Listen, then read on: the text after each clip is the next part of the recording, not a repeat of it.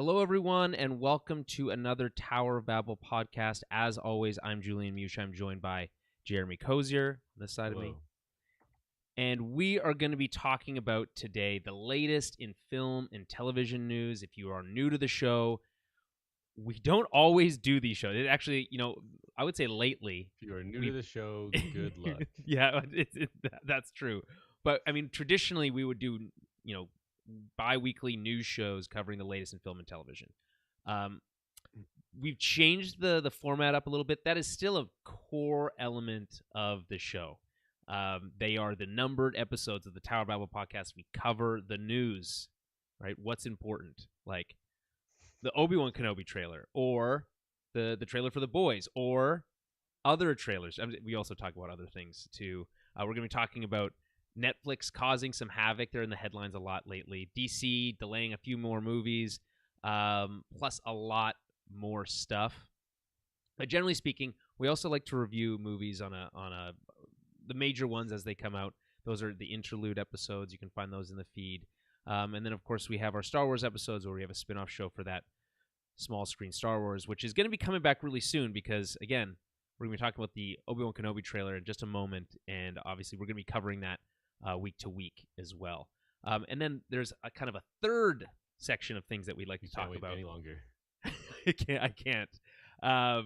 There's a third section of things we'd like to talk about, which is also movie reviews, but they're exclusive film club reviews of legacy films, things from our past or maybe even predating our birth, on our Patreon, which is where you can go to help support the show. So you can head over to patreon.com/TowerBabblecast. There we do a monthly film club. Jeremy, do you remember what movie we're doing this month? Actually, we're going to be recording it very soon. I'll pull it up in the meantime. But we've done a lot of favorites. Ryan Gosling. Are you quizzing me? We have a delay here. I feel like we're getting a delay.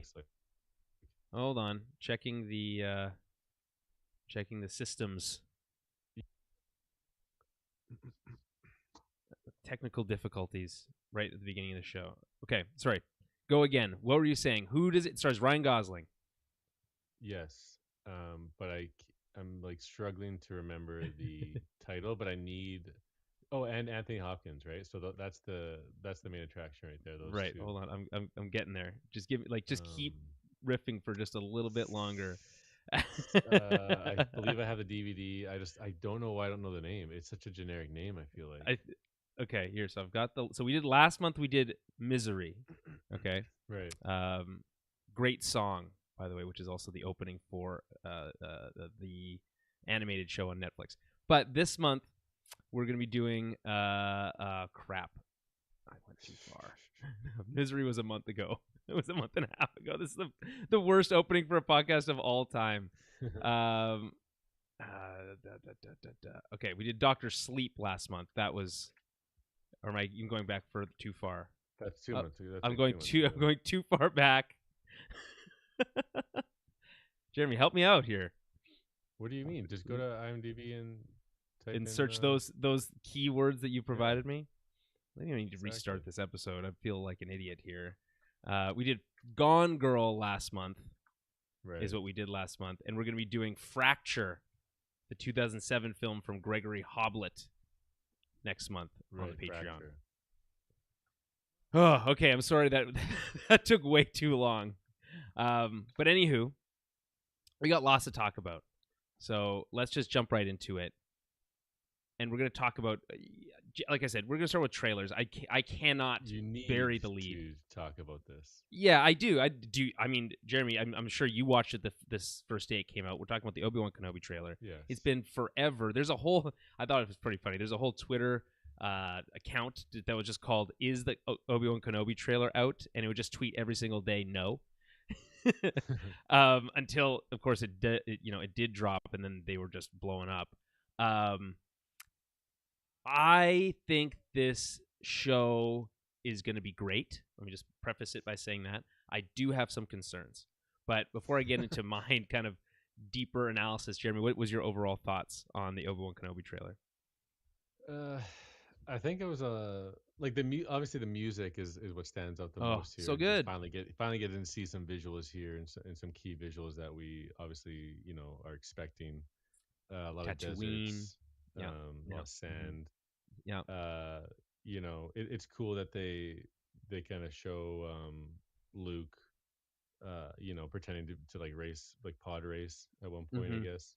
Hmm. Interesting to really connect that to the prequels, which obviously this whole series kind of stems from. Yep. Um, but they really didn't show that much. I mean, they showed like some pretty cool characters and obviously some characters that you're going to be familiar with. That you're like, who are these In fucking terms of the people? in terms of Yeah. like the cartoon Right. and whatnot. Would you call it a cartoon, or It's an would you call it animated a series, is anime? what I Yeah, would call it. Yeah. Hmm. animated series, right? Um, Come on, please, Jeremy. in the same Would you in the call same Batman vein, a cartoon? No, you wouldn't. that's true. That's true. Well, I was paying attention to the 3D nature of it because it's in the Right. same vein as Green Lantern, the animated series, which I it's would in the title say there. yes, and that is an animated series. But I would also say that the Green Lantern, although a great animated series, short-lived animated series, not nearly as good looking from an animation standpoint. Pretty bare Yeah, bones in the Green Lantern world, but right. that's a different Yeah, story for a different day. but compared to the first season of the Clone Wars, I think it probably uh, might even Yeah, beat it actually, because the Clone it's Wars similar, I developed over guess. time for sure Yeah, and and that got more detailed. first season of Clone Wars Um, is like but 2007 or I something can like still that. appreciate the simplicity of that 3D look, Hmm. just because it's kind of like DC's first foray into it, and Bruce Timm is all over it and stuff. So that Yeah. simplicity uh, makes sense there. But um, I'm most curious about Darth Vader, Hayden Christensen, Mm. that whole kind of take here, and I feel like we got like zero of that. Well, we If- heard Correct me if I'm his wrong. Maybe voice. one shot. We heard we heard the Yeah, we see a breathing, shot too, right? I think. Yeah, I think we see Hmm. Vader. There's a still that was released around the same time the trailer was out of Vader in shadow. I mean, we all know what Darth Vader looks like. I mean, I don't think we need to necessarily like.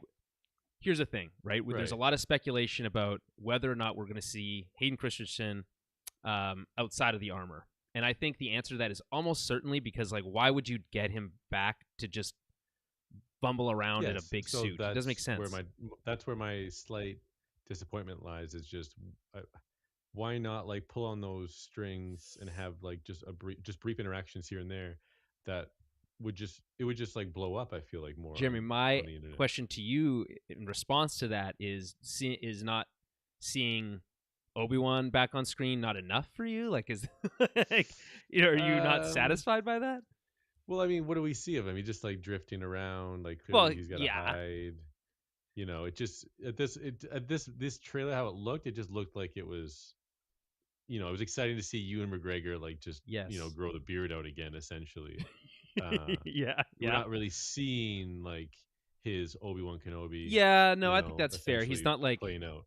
He's not really like chatty or anything like that. He has that one great line at the beginning. It's like the fight is over, we lost, which is I love. Like I Mm. love that line. In fact, I love all the Set the tone.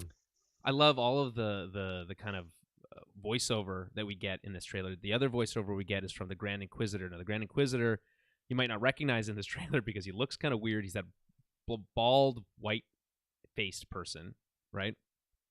Mm. And he's talking about how, the Jedi code is like an itch.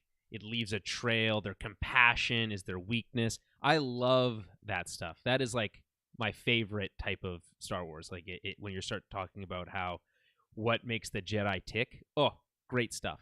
But the Grand Inquisitor, also a really great character. We've seen his death on screen in Star Wars Rebels. He is a little bit different in looks a little bit different, but they keep the same idea here. People were annoyed in the animated series. He's a different species. He's not human, and he's got this like longer forehead. But hard to do, I guess, for whatever reason on the Disney Plus budget. So they're just like, well, we'll just make him a regular dude with a bald head. And I do for It was an easy kind of spot because yes, people they just do the comparison picks, and yeah, it's for me even seeing it, I was like, oh, that's kind of That's kind of disappointing. It Like looks it looks a dumb. little cheap. This Yeah, it does. the way they went here, and then you see there's a character in live action, right? That was like a side character in one of the movies, and he has an elongated head as well. Yes, that's So then true. Yeah. it goes against kind of like the canon nature of that species or whatever a Yeah, little bit. So, I don't but then it's I like don't know animation why. has its own particular style, it elongates things, this and that. But to go from an elongated like cone head essentially Mhm. to, you know, what it Just is, dude in a bald cap, yeah, is a right? little silly because you even have like the Yeah. paintings on the forehead, which would look cooler if it was elongated. So Yes. it's just a clear miss, but obviously not a big deal in Yeah, terms I of mean, everything I else. don't want to spend too much time on that because Yeah, we got I just lots to wanted to cover. summarize it and just Yeah. get by it because that's Be- essentially what's going on with that. I would say that just generally speaking, they have made a couple choices that feel a little cheap. And it's like it really feels annoying, I think, to Star Wars fans because it's like the TV series is just in general, and this is true for the Marvel stuff as well. Is like they just feel a little bit less expensive. It just you can see it on the screen, right? And you think for a show like Obi-Wan, which is like you really want to be like the premier um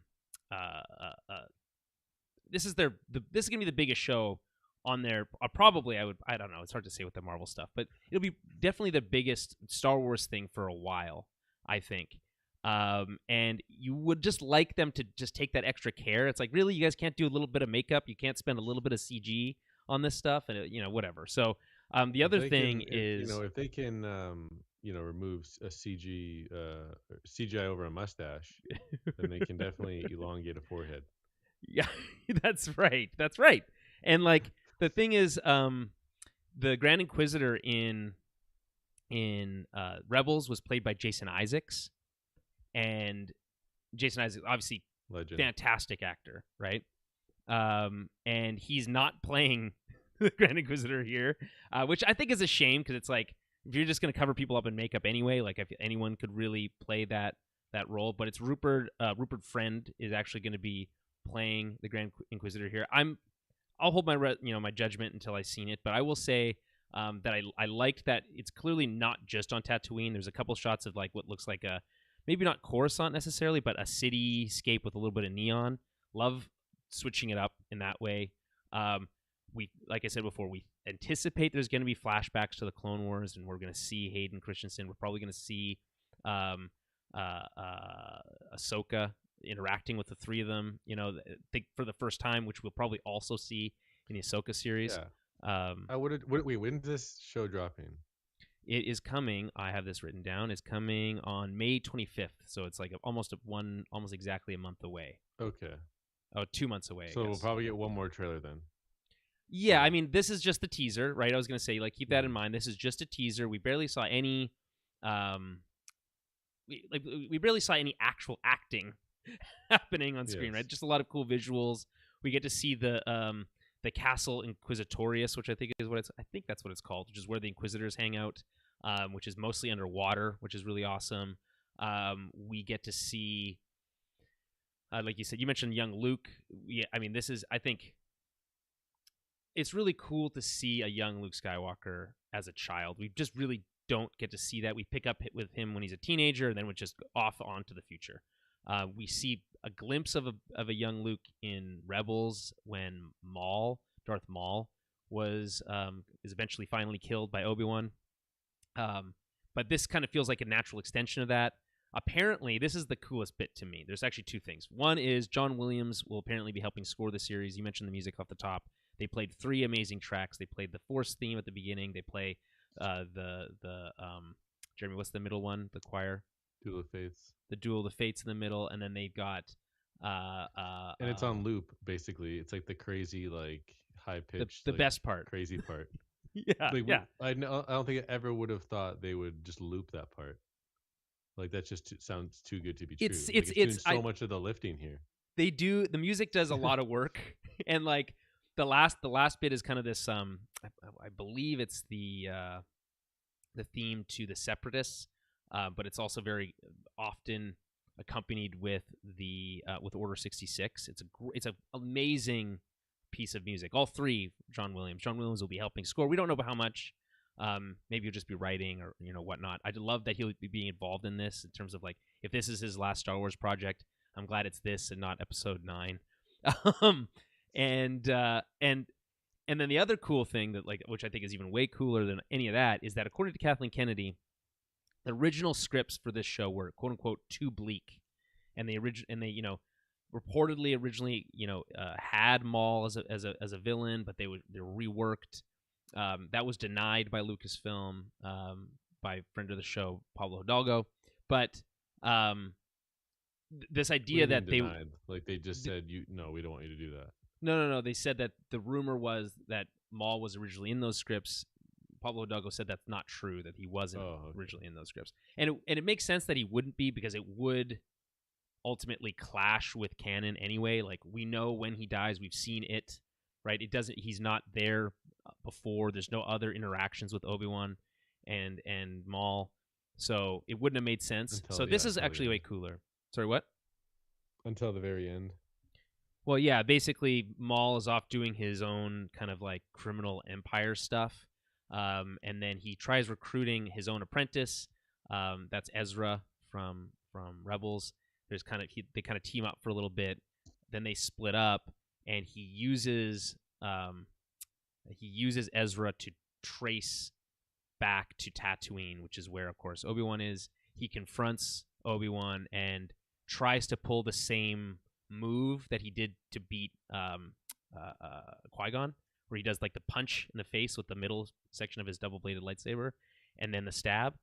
But Obi-Wan saw it coming and like slices right through the punch and then kills him. It's really cool. It's very fast. It's like I don't know if you've ever seen it, Jeremy, but for those who haven't, I would say just go Google it. It's very satisfying.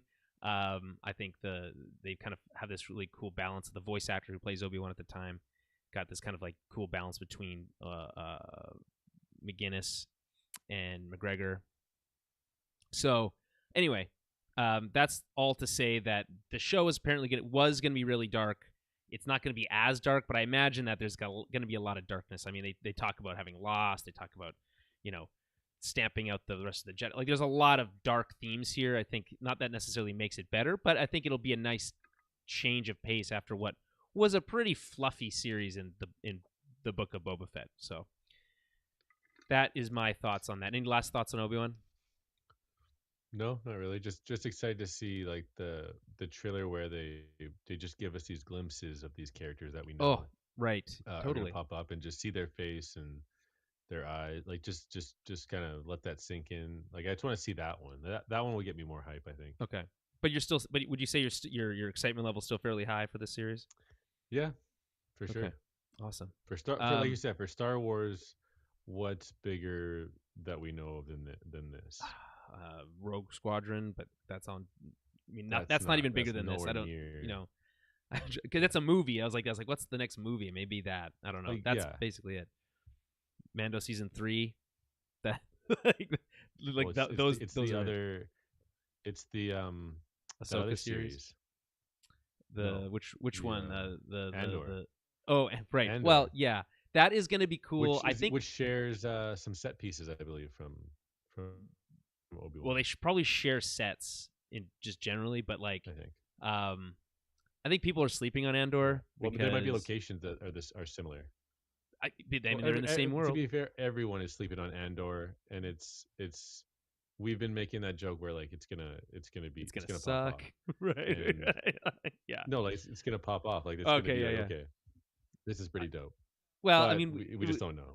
It was originally teased as this idea of like, what if a spy movie but Star Wars? And I was like, oh, that's awesome. Yes, exactly. And then we just haven't we've seen so little. They've been working on it for so long. I think it's going to be pretty cool.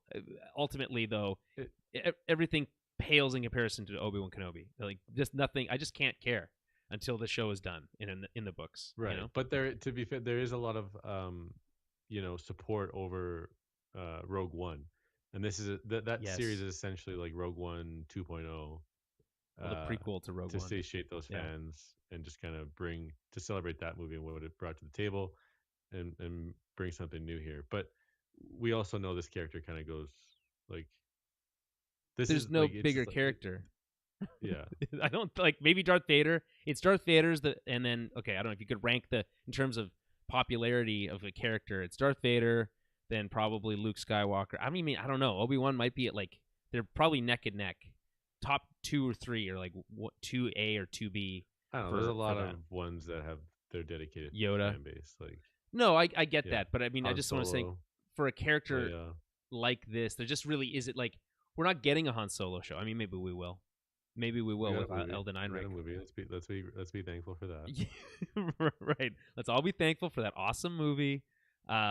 Mostly awesome movie.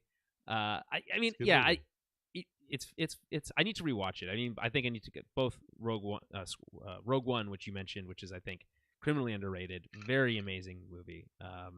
And Solo, which I thought was like a pretty fun romp, is still not great. I think in comparison Ron to a lot of Howard, this. come on. No, I know, but like he took over for a production that was kind of already kind of not great, and I don't know, the Alden Ehrenreich version of Solo is I think very good, and the Donald Glover version of Lando is really awesome too. I mean, just those dynamics alone I think are worth it. Okay, let's move on from Star Wars. There's a couple other trailers I just want to quickly touch on. They just dropped, as we're recording on the 23rd of March, The Boys Season 3 teaser trailer, which is pretty long. It's like 2 minutes, and it's like about 1,000,000 1-second shots like stapled together. I've never really seen a trailer go that hard into this kind of like shot kind of style before, but I mean, it does a lot of work because it's giving you tons of information, like what and it's probably all from the first 3 episodes, which I think we get dropped at the same time before it goes week to week. Are you excited for Boys Season 3? Have you watched that animated series that they did, the Presents the Boys Diabolical or anything like that? No, I haven't watched any like extra stuff, but I've always like finished the seasons and whenever it's around, like I'm definitely like curious about it. Want to see what's going on. So Were you down on Season 2? I feel like we were down, or at least you were down on Season 2. maybe I can't honestly. Maybe it was honestly probably a little bit forgettable for me since I can't really remember much of it right now. But well, what this certainly teases is a couple things. It teases that Billy Butcher is getting his own set of powers, which is right, interesting. yeah, that's cool. I think there's that whole dynamic of this guy hates soups and now he is one. I think is really always a great, or that idea that conceit is always and really now cool. can fight them in a different way, Right. in a head-on Exactly. way. And you kind of get the impression that he's the type that would let they say about power corrupts, which is like kind of a pretty main theme of The Boys, right? Yeah. And so I just feel like that is Billy Butcher of all these people. Now that his wife has decided she's not gonna stay with him and all this stuff, he's I feel like more likely than anyone else on the show to kind of like really kind of get absorbed by that newfound kind of power. I really am stoked for The Boys Season 3. I've been watching, like I said, this kind of animated anthology series called The Boys Presents Diabolical, which is, again, just about, I think it's like 8 or 10 episodes of these really short, like 5-10 minute tops shorts, different styles, a lot of different styles, but set in the Boys universe. And the very last episode is kind of a prequel. It's kind of gives you a little bit of the origin story of Homelander, his first like mission, and it's really cool because it like frames Homelander in a completely different way, where he's like literally he is trying to do good, but then ends up murdering everybody, and you can see kind of his craziness coming through. So it is. I would say if you've seen this teaser, you're excited about the season, go watch that. It's on Amazon Prime right now, and go check that out. Anything else that jumps out at you from the Boys teaser? Not really, no. Lots of exploding bodies, which is a pretty common occurrence, it seems like, on that show now. I'll also mention that there's another trailer that I'm really stoked for, that I saw that I'm really stoked for, which is Jordan Peele's Nope, which is I would say not the best name for a movie. Obviously, we haven't seen it yet, so it's hard to say, if the title's going to work. But this is Well, I mean, when we watch the trailer, it's so funny how it plays out, right? right. Because the last thing that happens is someone gets like just like thrown into the air or yeah, yeah, whatever, yeah, and then yeah. the title appears in huge letters across the entire screen saying Yes. "Nope," and Yeah, everyone like laughs because it's like, "Nope, I don't want no I don't part of want any of that." this. Yeah, I know. I get that, and So I love the trailer too. By the way, it's like there's this the style of trailer that sometimes comes out. I think more popular lately than others, where they really use this like almost this just bass track, where it's just a humming bass that like vibrates your room, and really nothing else, and some like eerie strings or whatever, and it totally works. So like it makes you think of it brings you right into it right away. And I love that it's kind of slow. The trailer itself is really slow, doesn't really reveal much, really has like a lot of Signs vibes to it to me, which is a movie that scared the living shit out of me when I was a kid. I'm not even kidding, Jeremy. Like when I first saw that alien, I don't know if you recall Signs. There's that video of that birthday party in Brazil, I and do. everyone's like, it's on the news, and then there's that shot of the alien walking by, and it's just like really fast, right? But I have never been more terrified in my entire. I feel like I've never been more terrified in my entire life, other than when I went skydiving. That was very scary. Well, it's because But they kept all that stuff, in secret for a long yes, time. So when it was finally revealed, when you watched it, it's just more shocking. well, and they've actually. I watched a whole YouTube video, Jeremy. It was like 20 minutes long on them just like breaking down that one scene and why it's so Yeah. effective. They use different musical cues and the way that they like cut the music at the exact right moments and all this stuff and the way that they kind of come back to it. And it's kind of partially off. It's like they've had it down to a master. That's of course M. Night Shyamalan, who made that movie, but before his fall, and now he's on his rise again. But this has a lot of those same vibes to me. Also, kind of a Close Encounters of the Third Kind, like this kind of um, larger than life. I mean, it's an alien movie ultimately, which is going to be cool regardless. But I just love the aesthetic. I love this kind of like Midwest. I love how they're using this kind of these. I don't know how the wacky inflatable tube men people as like this like tool to show you how this anti-gravity technology from these aliens works. But ultimately, it's just about it's just Jordan Peele doing what he does best, which is horror with some type of message. We don't know what it's what ultimately the message is going to be, but usually And racism. funny. So yeah, and it's going to be funny in parts too. Again, like the title note. So I don't know, Jeremy. Anything else jump out about that trailer to you? I'm like super stoked. It looks so cool.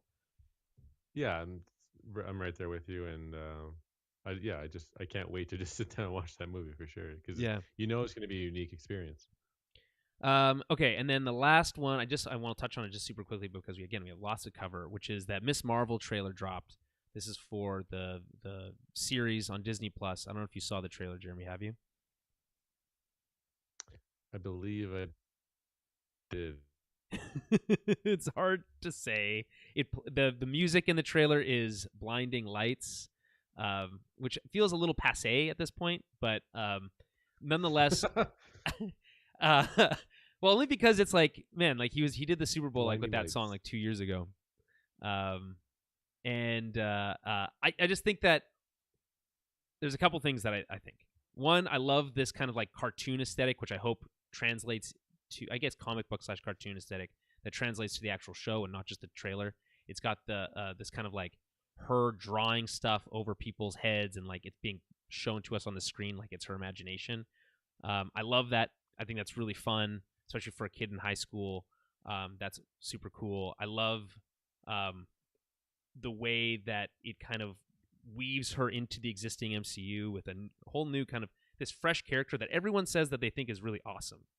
I have not read any Kamala Khan comics, but everyone who does says she's amazing. She's an amazing character. So I'm kind of like going in there thinking she's going to be really cool. I think the performance from the actress in the trailer seems to make it, she's got the MCU vibe down. She's funny and quirky and is going to make for a good superhero. I mean, that's the basics of it. But they've tweaked her origins a little bit. I think they had to in the actual comic books.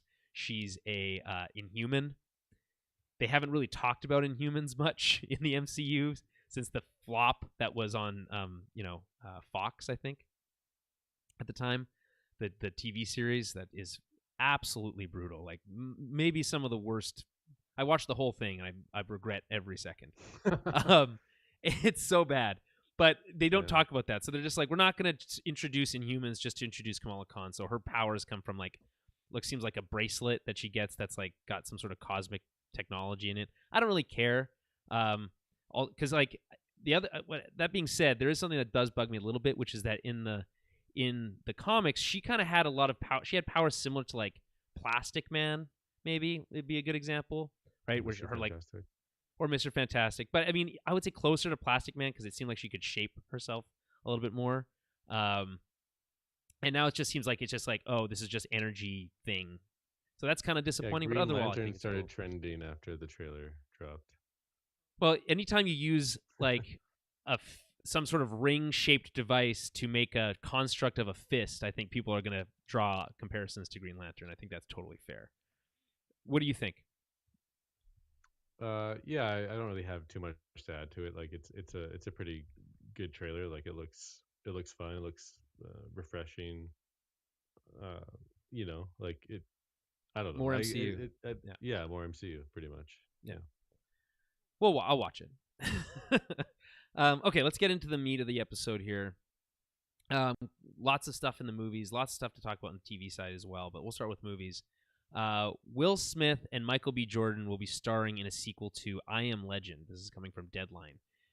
Now, Jeremy, do you remember the movie I Am Legend? Of course. Okay. What was your opinion on the original film? Based off a novel, I believe. Honestly, yeah, I adored that movie when it came out. I thought it was awesome. I just loved the whole, like, it capitalized on the whole post-apocalyptic kind of setting. And it was just such an interesting approach to like how they showcase before and then after, and like kind of flash back and forth. And it's just so crazy to know that this guy is like the last guy. Like, what the hell's the deal?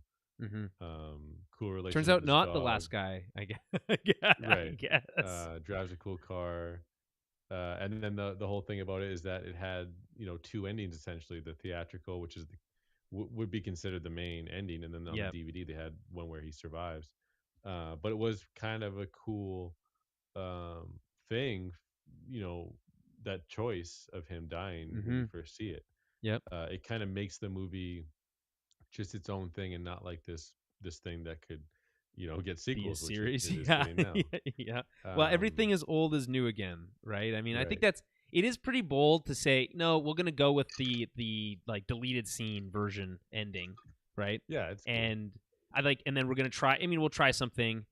Will Smith, I think, is looking for a couple vehicles that I think will succeed. He was just most recently, I saw him in King Richard. He is very good in that movie, but it's certainly not a blockbuster type film. Michael B. Jordan, which cool. Yeah, well, exactly. He is nominated for an Oscar, so that's nothing to shake a stick at. Leading up to it, but you never know what could happen. I would be shocked. I don't think he's gonna get anything out of that. But it's what's even more interesting is like, okay, we're gonna go with a sequel to this movie, which I think, again, I also really like the first one, the original. It has this really cool aesthetic you mentioned, but you love the everyone gets attached to the dog. It's really tragic how all that ends and how it died. It's great. Yeah, the zombies or whatever you want to call them are just terrifying. Like, absolutely. They're fake and they're 3D. Yep. But because they look human and they're making these crazy sounds and they just won't stop, and they just seep into the streets when it's nighttime. You see Will Smith's character have his old bunker and just a set schedule. You know what I mean? Like, it's just such a cool concept. And also shout out to they have the Batman versus Superman logo. Yes, on that's a right. billboard. Well, no. It was Batman. It was like fine. It was like World's Finest was like I think was the logo, wasn't it? It was the Batman, this bat symbol with the Superman symbol on the inside. But either way, yeah, it was essentially the BBS, Yeah. Hmm. which would come to be later on, obviously. So that's super cool. Yes, I was also going to bring that up. I also remember thinking that was super cool. What's funny here is I think that Will Smith is actually riding Michael B. Jordan's coattails on this. I think Michael B. Jordan might be the bigger sell here. We talked about, I think, recently on the show, Will Smith's kind of lackluster decade or so of movies. And Michael B. Jordan is huge. Go ahead. It's just like I don't think it's like a super negative negative on him. I mean, he was like the biggest movie star, action star, paved the way for so many things. Like You would like a never have black seen action iRobot star. if he wasn't in that movie. I'll just like no one would have seen that movie.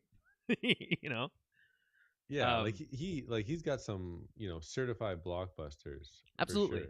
Absolutely. And I'm And I not mean, he's how old now? Like almost 60. find He out. came back. He did Bad Boys again. Like That's true. At um, 53 years old he is right now. yeah, I he mean, was Deadshot in Suicide Squad, and by the way, he also right? said he's willing to come back as Deadshot. He's like, yeah, they didn't do Oh enough yeah. stuff. I will come back, right? So we'll see about that. I don't know. It's an interesting thing. It's like, okay, we're gonna make this sequel to a movie that didn't think it could have a sequel. We're gonna bring in a really awesome co-star. I mean, I don't know. We'll reserve judgment, but it's one of those things where it feels like, yeah, I'm excited, but it's also one of those things like, I don't know if this is necessary. Like, I don't know if, like, which we've talked about before, right? It's like, does this need to exist? Is the big question all the time. It's like nothing needs to exist is the answer, but there's some things that feel like they deserve it more than others. Speaking of things that deserve to exist, which is that us going to see The Flash sometime within our lifetime. Oh my goodness. So Warner Brothers has shifted its release schedule for its DC properties. Black Adam is now set to come out October of this year. Shazam 2, is set for December of this year. Aquaman 2 for March of next year, and then The Flash for June of next year. So Jeez. pretty big shift. The speculation here, by the way, is that this is all due to VFX work, that the VFX stuff is way behind, probably COVID related, and that they need the extra time for that. We'll take that with a grain of salt, I guess. But Jeremy, what's your thoughts on the kind of the shift here? Yeah, I don't know. Like, there's obviously so many conspiracy theories or whatever you want to call them. Mm-hmm. To me, it's just disappointing. Like, it just takes so long to get any of these movies out. Well, you know what I mean. Like, Meanwhile, Marvel's Marvel's got just pumping them out, trilogies up the ass. Like, we're getting like a fourth Thor movie. Yes, Right. that's correct. Yeah. You know what I mean. Yep. Shang-Chi, like it's Yeah, and it's like they're Ezra good Miller movies was too. casted like 9 years ago as Barry on Flash, and he hasn't even gotten his solo movie yet. Yeah, that's right. That's correct. Like, He's appeared more in wow. the CW than he has on his own movie. Yeah. So it's just another moment that just kind of boggles the mind. Yeah. And it's just unfortunate. We just have to just keep chugging along. I think the funniest thing about this whole thing, by the way, Jeremy, is that like a week and a half or 2 weeks before they released this news, they had dropped a trailer being like, 2022 is the DC movie, and like you're gonna see Black Adam, you're gonna see the Flash, you're gonna see Black Adam again. Yeah, see the Rock. Right. The That's Rock. right. Here's who was there's shot of Hawkman's actually really fucking dope. Yeah, Hawkman is dope. You've got Pierce Brosnan. They're like, Smasher. here's Pierce Brosnan. You're gonna want to care about that. I think everyone cares about that. And like a bunch of the stuff with goggles. That's right. With little yellow. I didn't love that. There's definitely gonna be some really exciting, sequences when it comes to just the Flash alone. I know, but it makes them a liar within themselves, a liar within like, because they still use that trailer. By the way, when we went to see Batman, that same trailer came out, right? And I was like, oh, sick! This is so cool because it actually does use the Batman in there as well. But I don't know. It's a shame. It's not the biggest, like, it's not like they're being all moved out of this year or anything, which is good. But like the Flash moving to June of next year, it's now a year and a half away, is, I think, the most. It's like that one's so annoying because we know so much about that movie already, and now we're gonna have to wait. God, like I said, a year and a half before we're gonna get to even experience that. Meanwhile, Yeah, it just pisses me. Like I can't even I stand know. this anymore. Like, it's Well, there's a lot of we're just compounding things. robbed of one thing and then just not given anything else. Well, Like, Jeremy, it's that's not just true. insane. We're gonna get the Batgirl movie, which I don't know when that is. Batgirl, Yeah. HBO Everyone's- Max yeah. release date. Everyone's super stoked. December of 2022. That's actually it's still Yeah. like a year Can't away. wait for Michael Keaton. Which is even what's nuts is that he's going to appear. How old is Michael Keaton? How old is Michael Keaton? You want to know? Okay. I need to know. Yeah, Jerry's like, I need to. He'll be dead before this movie comes out. Hold on. Age. He is 70 years old. So I think he looks pretty good for 70, if I'm being honest. We'll also see him pretty soon in Morbius, which is also coming out, I think, this week. Jeremy, you excited for Morbius? No. No. This is all just so depressing. Yeah. Yeah. Well, how about this, Jeremy? Can I cheer you up? Can I give you a story that's going to cheer you up? Warner Brothers is developing a Wonder Twins movie for HBO Max. Does that cheer you up at all? No, I just pictured putting like a gun to my head just when you said that. Okay, well, that's all Warner I got. Brothers is excited to share. We're excited to announce the long Lois, anticipated. This Lois and Superman is renewed again. So yes, and also so is the Flash for guess which season? Yes. Was it 9 seasons? It's the 9th season. That's correct. 9th season. 9 seasons that's going now. I like that show. Was casted 9 years ago. What I love about the Flash television series is that it's now been on TV so long that I went from being a big fan to forgetting it even existed, and it's still on the television. Yeah. Okay. Let's move on. I have nothing to say about the Wonder Twins movie. That is it's like no one asked for that. Is what I think which is the easy thing to say. It might be good, it might not, but I think when you're Warner Brothers, I think you need to pick your battles here. You've got an uphill uphill fight to climb. I think I'm mixing metaphors, but you got a lot of work to do, and I think announcing things like the Wonder Twins movie super early does not give you a lot of like good vibes. But hey, I think they already know the director and the writer, so more power to them. Okay, turning things to Netflix for a moment here. We got a few Netflix stories. Netflix and Take-Two have officially announced the long-awaited BioShock movie. Now, does that excite you at all, Jeremy? Are you back on board? Absolutely. Okay, good, because yes. I am stoked. So I just watched an Oscar-nominated, Best Picture-nominated film last night. Okay, actually the night before. That's a lie. Directed by Guillermo Del Toro, called Nightmare Alley. Now, this is a movie that's set in like the 40s, I want to say, and it's a noir thriller remake, technically, of a movie from the 50s, but absolutely amazing, super gorgeous, like just some of the best looking movies I've ever seen, but the performances are next level. The cast is amazing. And the reason I'm telling you about this is because if Guillermo Del Toro does not direct the BioShock movie, I think it's the biggest missed opportunity maybe of all time. He is the perfect director for it. And he understands the noir aesthetic that is BioShock.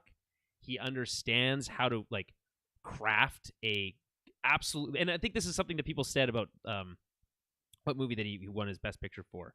The one where the woman marries the fish. Jeremy, help me out. Shape of Water. Also a great movie. But I'm saying, if you watch that movie and then you go and watch this Nightmare Alley film, and you can't imagine what the BioShock movie would look like from Guillermo Del Toro, your imagination's broken, is what I would say is the first thing. And like, I I'm to this point. At this point, Jeremy, with this news that Netflix is going to be making it, we know that Guillermo Del Toro has some sort of relationship with Netflix. Who doesn't, I guess, these days? But You're gonna start a fan account, like no, it's already there. What I'm petition. Like saying is, if they don't you're do gonna it, be the front runner. yeah, I will. You tell me what I need to do. I will do it to make this happen. Like I will. It I makes don't so know. much sense to you that you're willing to like make it your side I job. will. I will quit my job and work full time making sure that Guillermo Del Toro, Yeah. Or else Oscar-winning it's an director. absolute travesty if it doesn't happen. That's exactly right. That's exactly right. Yeah.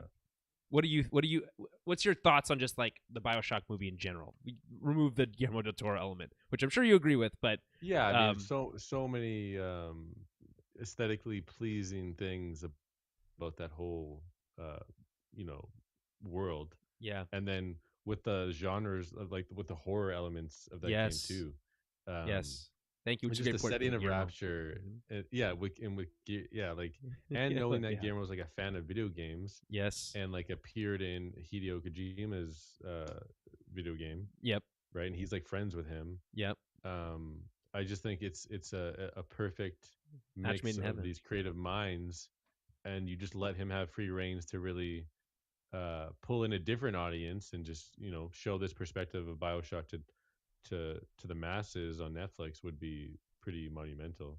Yeah, So I you're not wrong. think I think you're right because Rapture is and this kind of idea of there's always a lighthouse and there's always a girl and there's always a guy. Like that kind of concept. I think that is really more driven home in BioShock Infinite, but BioShock and Rapture, obviously the aesthetic of the world is amazing. Right, this underwater city is really hard to make, I'm sure, but that's what CGI is for. So whatever.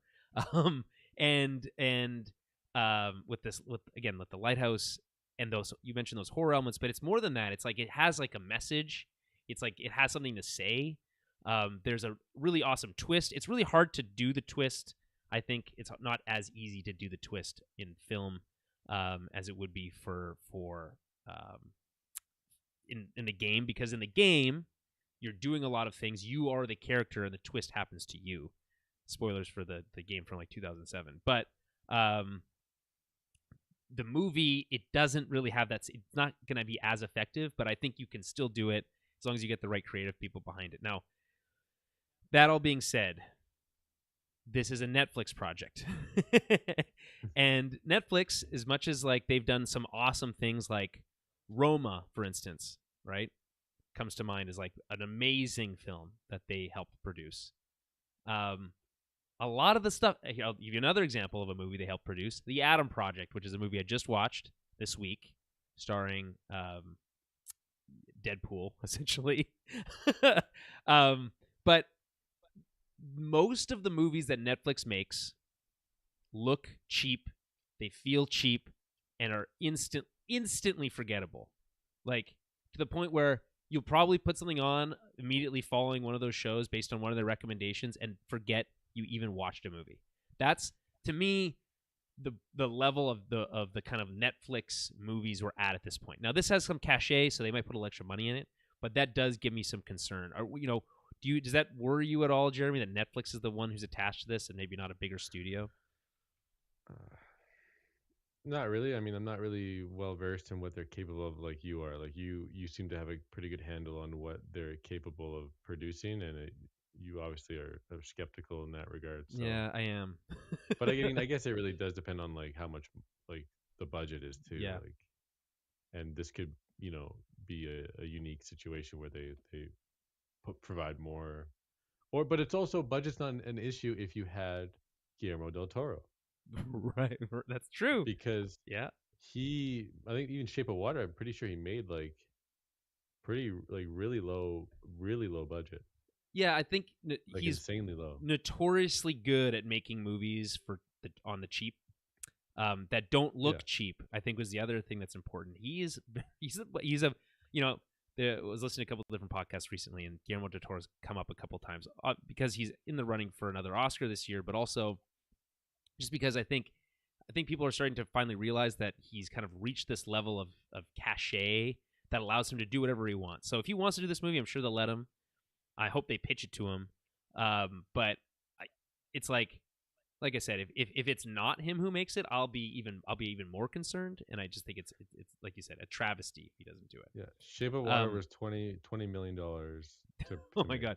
People have joked that the BioShock movie was impossible to make because you can't work with water and it's way too expensive, right? And all that stuff. It's like, I understand that, but again, it's not like you're on the ocean. You're in sets with with green screen windows. Nightmare right? Alley was 37.8 million. So really we could make, so what we're saying is you get Guillermo Del Toro, he could make the BioShock movie for like $50 million. Pan's Labyrinth was 84 million. Okay, so that's like the most expensive movie he's made in the last like 10 years. So, yeah, I mean, listen, I don't need to be sold on Guillermo any longer. Like, I just think he's brilliant. But Netflix, I am concerned about. So, speaking of concerns around Netflix, and this is what I kind of pitched it as, like, Netflix is causing some havoc. So, they recently, as a couple months ago, announced that they're increasing the subscription charge. Right? It's now like $15 a month, I want to say. In the States, I think it's even more here in Canada. And, out of one side of the mouth, they say, hey, rates are going up. Out of the other side of the mouth, more recently, they're saying, by the way, we're testing a new feature that will limit password sharing outside your household.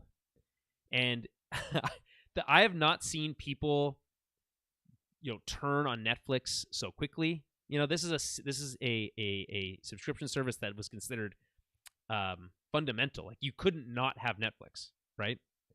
I've now seen people, and Netflix is a bubble. I understand. Or sorry, Netflix. Twitter's a bubble, but I've seen people be like, tweet. There's a really funny tweet I saw the other day, which is basically like, Netflix is like, I'll charge you $40 a month so you can watch the worst written shows in television and movies you've ever seen.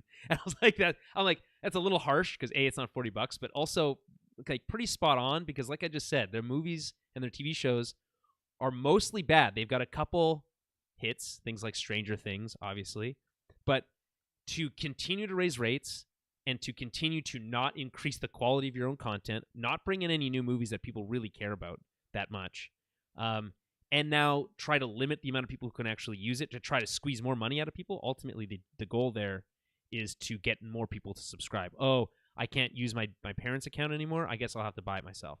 That's what they're trying to do, and I think that's a recipe for disaster. I saw another tweet that said history is going to repeat itself, and Netflix is going to be the new Blockbuster. Right? They're just going to disappear. I've seen people tweet stuff like, "Hey, I used to like I said before, I used to consider Netflix a kind of a requirement for a streaming service, but like looking at their lineup and looking at what they're coming out, I could easily drop Netflix, and instead have HBO Max and Apple TV Plus, who's now doing really good stuff on the regular. I was giving them a really hard time when it was just like two shows that were at any half good, but now they're doing really good stuff on the reg, and and you got other stuff like Paramount Plus is putting out really good Star Trek material. Like if you want to care about that, different group. But all I'm saying is Netflix seems to be dropping the ball in the content side and pissing people off on the other. So I don't know, Jeremy. What do you think of this kind of this debacle? I don't know if debacle is fair. Yeah, I mean it's always crappy when prices raise. I mean, I don't know, like, but again, I don't have the level of knowledge on like what is good content. So yeah, but when you see it, right? Like how much? I guess the question would be, how often are you watching Netflix right now? Like, is there a show on there that you watch on a regular basis? No, I do not. I do not open that app up. Squid Game, probably, right? That was the last time. Yeah, and so it's one of those things where it's like, yeah, every once in a while they get a hit like Squid Game, and it's like if you're not in the Netflix world, you're gonna miss that, right? But I would say that's like that fewer further between than they've ever been. So I don't know. I'm coloring me a concern, I guess, for this and for Netflix in general. That being said, on the other hand, another story from Netflix. There's a movie coming out starring Ana de Armas called Blonde. I don't know if you've heard of this movie, Jeremy. I have. It's now to be rated NC-17. Now, notoriously, NC-17 movies are not movies that are even allowed to be screened in a public movie theater. They probably were. it makes you think back to the days of like those old weird porno theaters for some reason. I don't know why that was so popular, but I guess porn was hard to come by at the time. But you can't, the rating system came out, and rated R is the highest on that scale. In the video game world, there's a AO rating, adults only, which means that the game can't be sold on store shelves. So I was, just scrolling through Twitter, and one of the Twitter accounts that I like, No Film School, which really does some cool stuff about how you can kind of make movies on the cheap, and what techniques you can use and that kind of stuff. They're like, they retweeted this, and they're basically saying, do NC-17 movies have a bright future on streaming? Which I think was a kind of funny question, because I haven't thought about NC-17 movies in a very long time, because you don't get to see them. But I guess it does start making me think a little bit, where it's like, and by the way, if I'm talking a little fast, it's because I'm fucking wired. Like, okay. Yeah, I've been right. going nonstop all day, and once this podcast is over, I'm gonna crash so hard. But right now, I'm still like high on life. So, Okay, that's good to know. Yeah. So I don't know, Jeremy. Like, do you remember the time when you would go to the movie rental, the Blockbusters, if you will, and I was a Rogers Video type guy. Yeah, I understand that. That makes you weird, but that's fine. No way. Yeah, man, Rogers Video holds no candle to Blockbuster, but that's sure fine. Thing, pal. What's even crazier to me is that Rogers, which is a telco here in Canada, decided they wanted to get involved in the movie rental business. So, weird to begin with. But do you remember going to Rogers Video and seeing those DVD cases that said unrated, the unrated version of a movie? You remember that? I guess, yeah. It was like things like American Pie, and they'd have like big red stamp that say unrated, right? And they're like, oh, well, we can, because it's not in the movie theater, we can do whatever we want, right? Mm-hmm. It's like, okay, sure, fair enough, whatever. That it reminds me of that, and I think there is this idea like, well, hey, we go streaming, and a lot of the shows that used to be on network television, all of a sudden people are dropping F-bombs. All of a sudden, I don't know if you remember that phenomenon. Yeah. So this kind of feels like an extension of that. They're like, wait. Someone out there was like, whoever made the movie Blonde with Ana de Armas, which, NC-17 for some sexual content. So listen, I'm on board. They thought like, wait a minute, I don't have to tune this movie down to be R. It's going to Netflix. And so he's just releasing the movie, or I'm assuming it's a he, but it could also be a she. They are just releasing the movie to Netflix, essentially unrated. In this case, adults only. Do you think we'll see more movies rated NC-17? Like, specifically, I guess, coming to streaming. What do you think? Is there a future for those? This is based off a true story, though, isn't it? I don't know the context of Blonde, to be honest. I don't think I've seen it. Is there a trailer or something? I haven't seen it. Like, isn't she playing like a famous person? Like I said, I do not know. Let me Google it. And if you've seen Deep Water, like plenty of nudity and crazy shit going on in that movie. Is that the one? That's the one with Ben Affleck. Yes. I heard someone describe that movie as the Ben Affleck sad meme as a movie, and I think I don't know how much that's true, and if you agree or not, but I think that's hilarious to me. So I don't know. What I'm saying is, Jeremy, would you want to see more movies that are NC-17? Like, does that appeal to you in any way? And like, if it does, like, is that? I'm not even saying if it does. Like, not even if it does, but as a concept, does NC-17 like have any cachet to you? That's what I'm saying.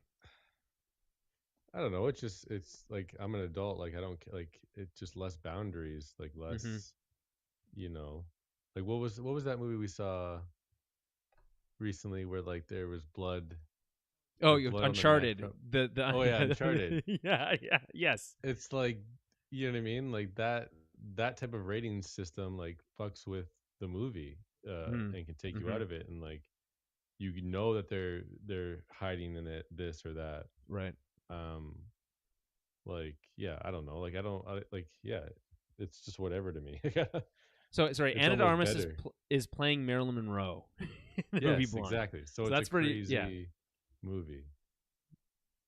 So what I'm saying, I guess for me, it's like I think I don't have to be a prude, but like I feel like R probably covers a lot. You can get away with a lot in R, and it's like sure you can do some pretty racy stuff if you want to. Kind of do you could go quote unquote do real sex if you wanted to in NC-17, which is weird to begin with, but um, I guess if you're going for something that's like a shock factor, I mean, saying that your movie's NC-17 and you can see it on Netflix like you could fucking Shrek, is I think it's something. It's compelling, but I think it'll fade if it becomes a thing. It's like, oh well, this is an adults only movie. You know, there's gonna be a whole if it works, it'll be a whole thing for a little while, and it'll fade because ultimately it's like you expose your movies most of the time to the largest audience you can, and I guess on streaming you don't really rate. You're not like being stopped by someone coming up to you and saying, "Are you old enough to see this movie?" or whatever. But um, you got to wonder even also if Netflix is kind of like, do you need to up your your parental controls just to make that make sense? I don't know. Maybe I'm overthinking it. Okay, let's move on. Sean Levy will be directing Deadpool 3. He's a director of The Adam Project, which is the Netflix movie that just dropped with Ryan Reynolds. That's okay. It seems all right. The Adam Project is fine. It's essentially a Deadpool movie anyway, except with time travel stuff. I've now I'll talk about this maybe a little bit later, but I'm kind of done. I'm kind of through with the Ryan Reynolds shtick. You know, like it's just like we get Damn. it. You've done it over and over and over and over again. Like anything new, anything fresh would be nice. Is all I'm saying. Okay. Are you excited at all for Deadpool 3, Jeremy? Yeah, I mean, are they even close to making it? Yeah, I think they start filming fairly soon, actually. Hmm. Variety. This is a story that I'm close to my heart, Jeremy. Variety is doing a spread on Nicolas Cage. Okay, and a lot of things are coming up from it, but one of the things that I think is the best is, and you sent it to me as well, which, and even though I'd seen it independently already, which is that, and it's some of a confirmation, which we kind of had speculated, was that the reason his career had taken such a nosedive was he was doing all these direct-to-video VOD movies, and he admits that the reason he did that was to pay off debts. Okay, fair enough. But he claims that he, quote, never phoned it in, unquote, which I haven't seen enough of those movies to say whether or not that's true, but that I'm saying it's probably not true. But um we were just talking about a genius. We were just talking about the genius Guillermo Del Toro, and he had something to say about that. He retweeted it, and he was like, "It's so I funny." can Quote, attest to this. he's like, "Well, no, because he's never." Which is crazy about this is that he writes this tweet having never actually worked with the guy, but he Yeah, but he says, saw all his movies "Yes, he and knows that absolutely he's a good actor. never ever does anything but his best. I've said it before. There has not been, nor will there ever be, an actor like Nicolas Cage, a master." Unquote. I think he's right in some sense in the sense that there will never be an actor like Nicolas Cage again. He's just a one of a kind being. That's 100% true.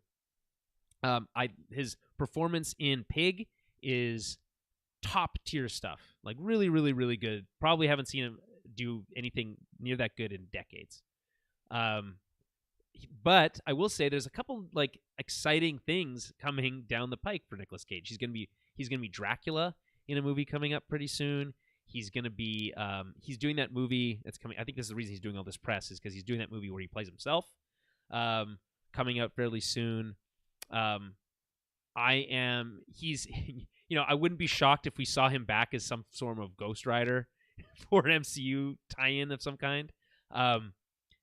Jeremy, what's your thoughts on Nicolas Cage? What's your thoughts on this kind of this whole story? Where do you fall on this? yeah, I've always been a huge fan of him, and it's really cool to see him like getting his due through this like super creative genius essentially, in Guillermo. Hmm. Um, and I also watched a roundtable he did with a bunch of other actors, and they just like talk about acting in general and the process of it, and like Yep. they're all unique perspectives, and like his whole uh, take on it is just fascinating. Um, I remember watching that. I think Andrew Garfield was on it too, and Mm. his was really cool too. Were they all Um, fawning over Nick Cage? I feel like you see that every once in a while when no, he's it's on a just like you know. it's like when there's a bunch of celebrities on press tours, like Vanity Fair or something will get like a bunch of them at the Yeah. same table, and then they ask like really cool artsy questions, and they all just kind of bring their own unique perspective, and it's like you just get to see these actors as like people explaining their Hmm. craft, which was like what's made them who they are, and like their failures and successes, and it's just really cool to see them like articulate in front of these other people who are on different levels of acting too, and them all just kind of like share their experiences. So I remember him in particular. I thought it was a really fascinating Hmm. approach he took to acting. So um, I believe Guillermo. Right. That's fair. That's fair. I don't know. I'm a little skeptical on this idea that he would do all these movies to pay off debts, but never once phoned it in. I Well, mean, he I don't know. wasn't It's like getting. The thing is, he wasn't getting roles, or like it wasn't going good for him for a bit. So he did lesser roles for the right. paycheck. Yeah. But what's the point is that he still put all his effort in to making those roles. What he understood the assignment Yeah. essentially. Right. And I haven't seen enough of those VOD. I think the one that comes to mind, But you've Jeremy. seen Nick Cage like have like a crazy amount of fun on screen, or just Yes, I a certainly have. crazy amount of energy that is just so unique to him Face Off. that yeah, Yeah. Snake Eyes. Yes. Like it's so we're just picturing him. Oh, he's old and it has been, and he's doing it for paycheck, so he's clearly I'm not phoning it saying that. in. I'm not saying he's a has That's been. I'm not kind at of all. That's what. not what I'm saying. I'm saying is it's like I love that he's getting like a revival, like right in the middle of a Yes. Cage essence. Awesome. Like I'm all for it, right? Um, but I think that to rewrite history to say, oh well, the movies that he was in that made no money and no one saw, good actually. It's like no, I Well, don't. I don't think they I'm said the not here to movies buy are that. good. I think they're saying that his performances were good. Okay. I mean, I don't know. Maybe we'll have to go and do a whole thing. I mean, the one that comes to mind specifically because I remember seeing it. Speaking of specifically Blockbuster, which was this movie. I don't remember what it's called. Like Predestination. No, it was about time Mm. travel, but he could like see 5 minutes into the future or something. That was his superpower. Um, and I just remember looking at thinking that, and it was like right next to Chronicles of Riddick on the on the like new Mm. releases.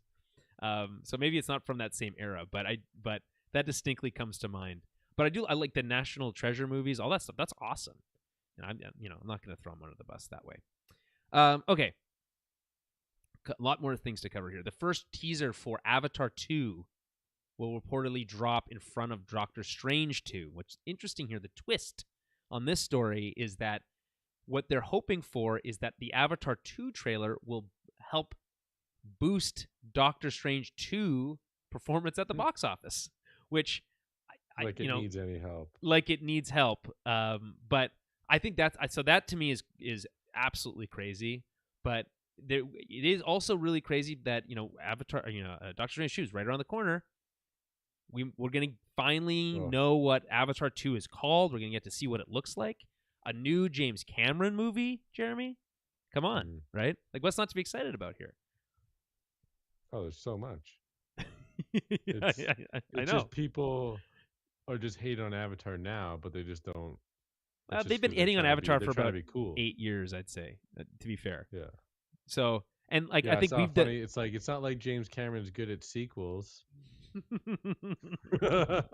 or anything like that. It's like literally some of the T2, best sequels of all time.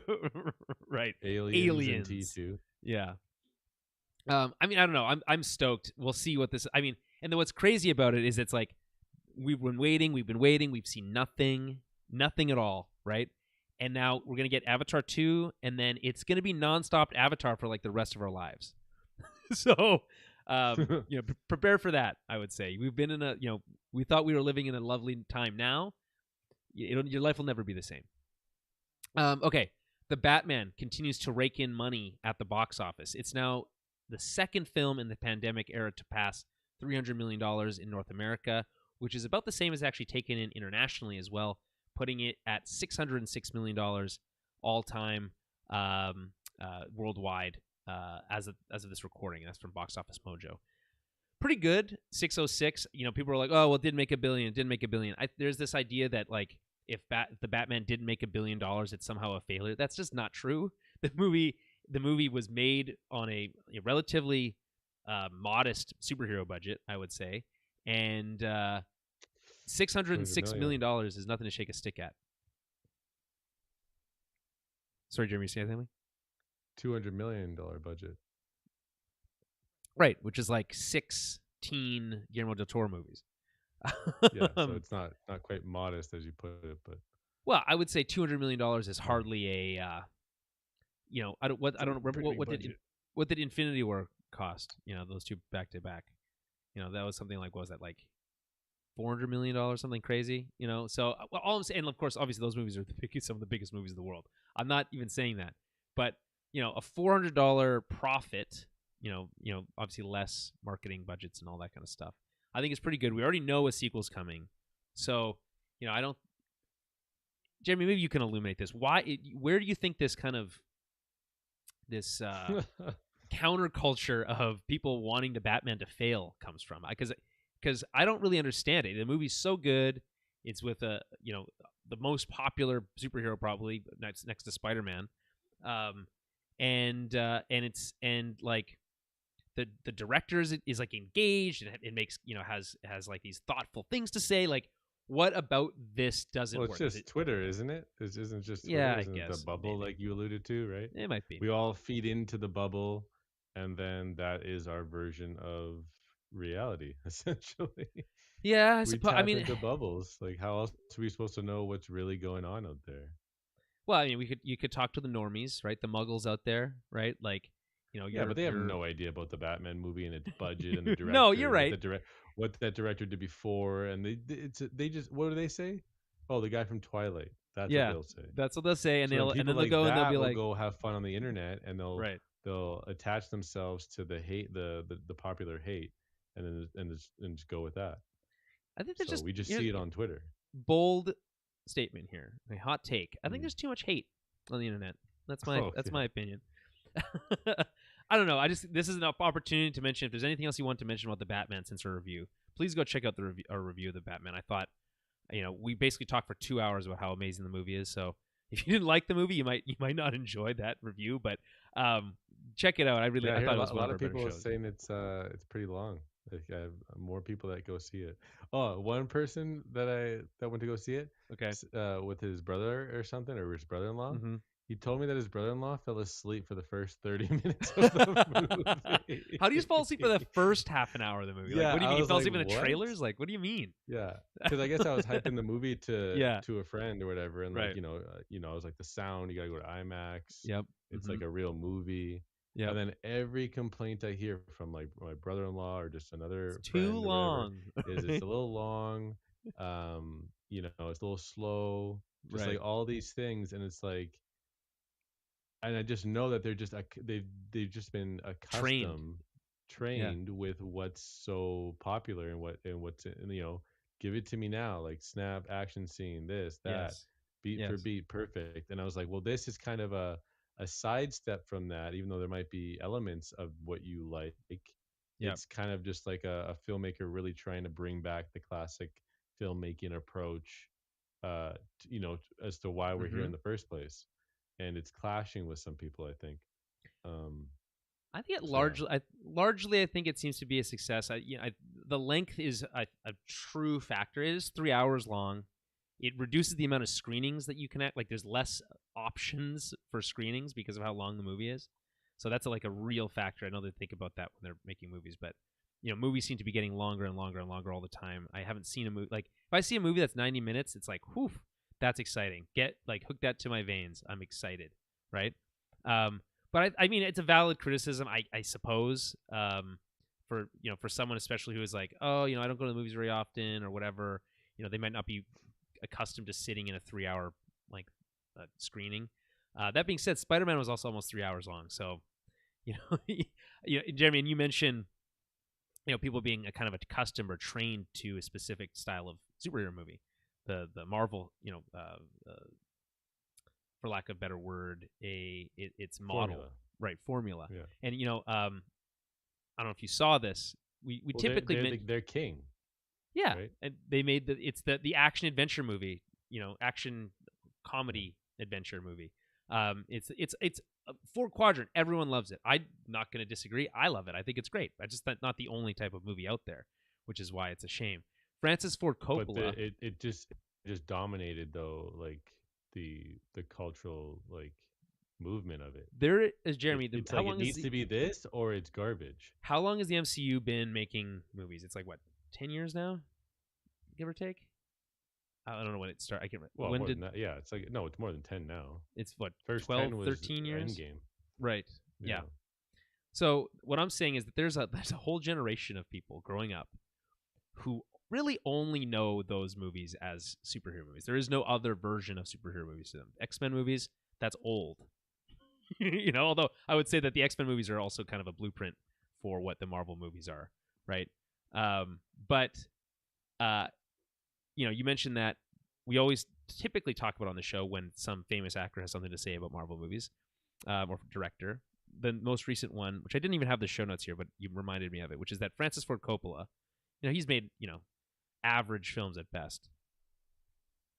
He said that basically is like movies like the Marvel movies are just, he's like, they're just a formula. It's like it's the same type of movie made over and over and over again.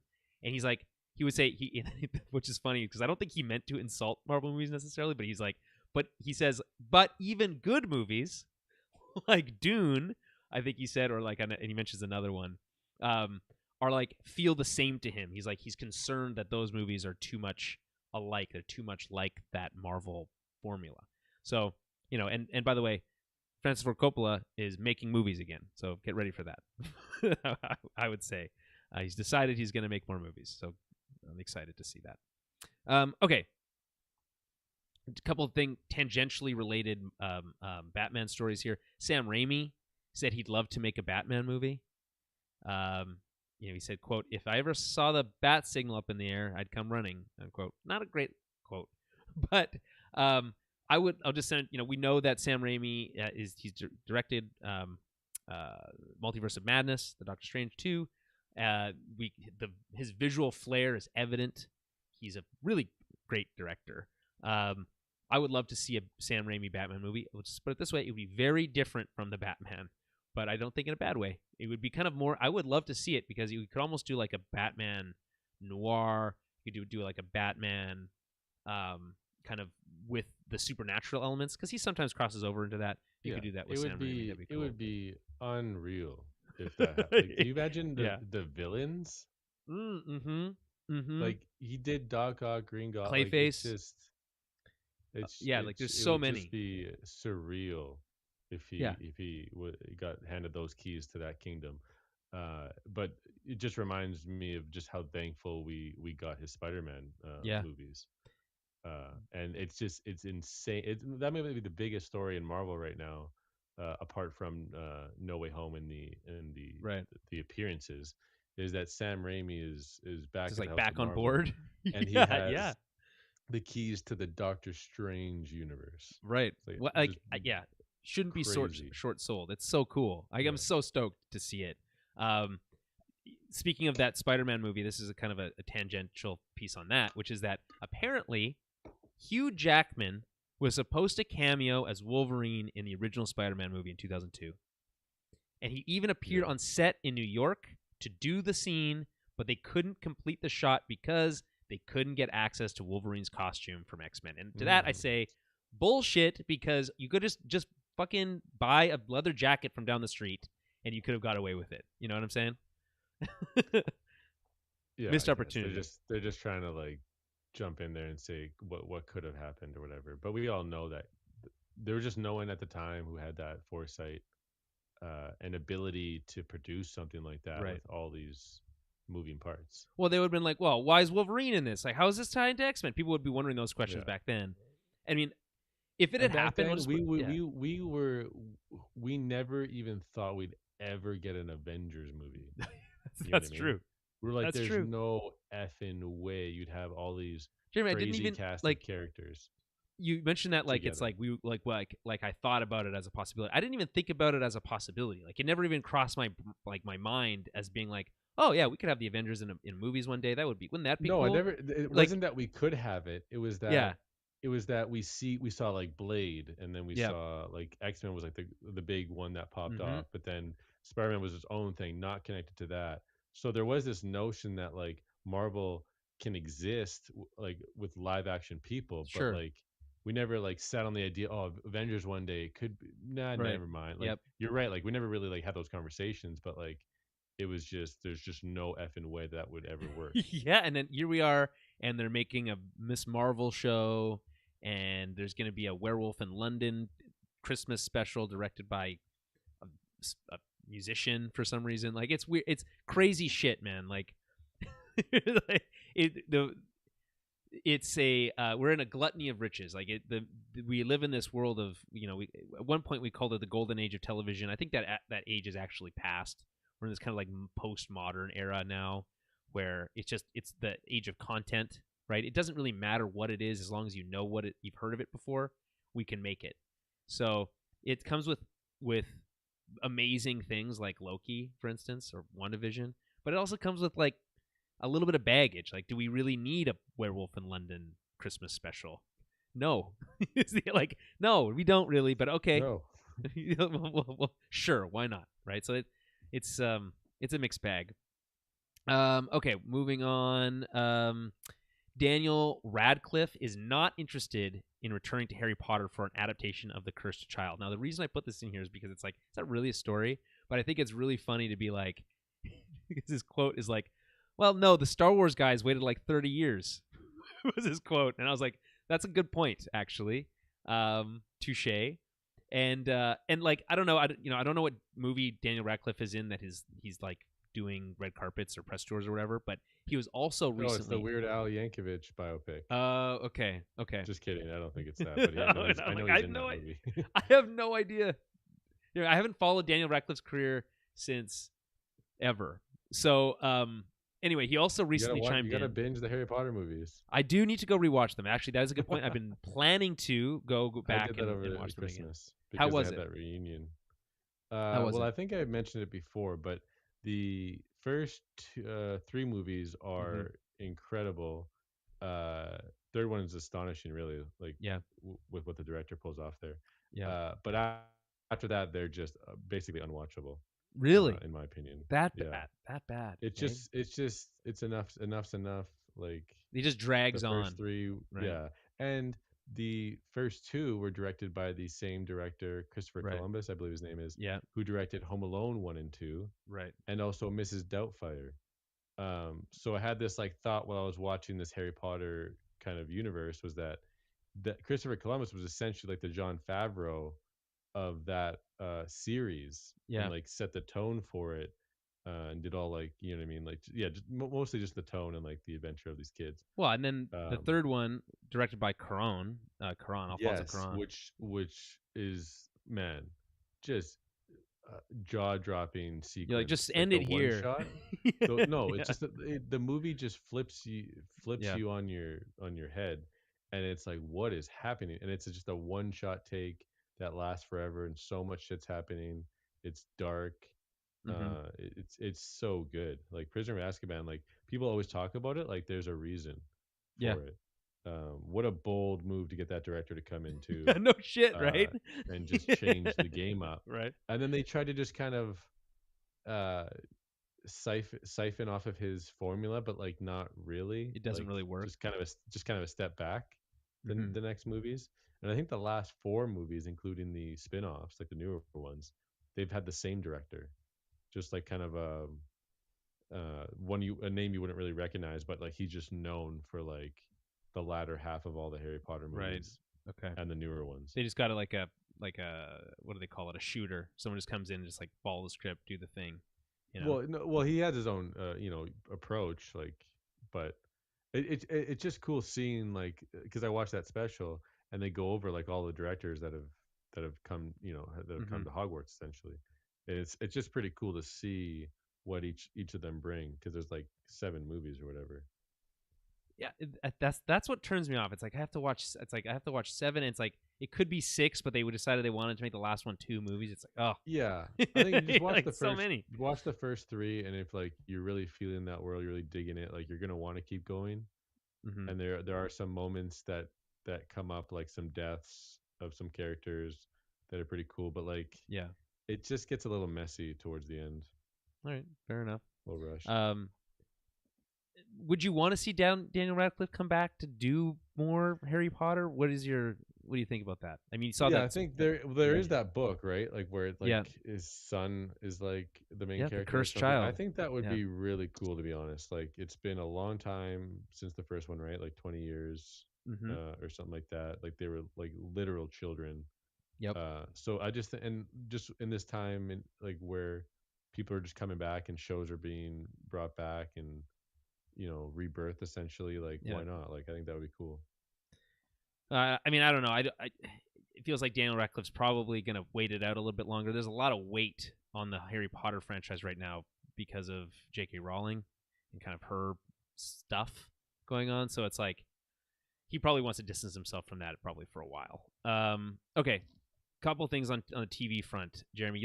Here's something I know will excite you. Okay, a live action sequel series to Blade Runner 2049 is in development at Amazon, called Blade Runner 2099, and Ridley Scott will executive produce and potentially direct the series. What do you think? What do you think about that? Uh, I was hoping for something more exciting. no Denis. I don't know. No Denis, no Jeremy. I guess, eh? Yeah, that's all I was. I was like Denis. No, okay. Right. Okay. Fair enough. I mean, you were waiting for that. And You it's were not a waiting for that movie? buzzword. No, it's a series. Yeah. You're like, there's just no way.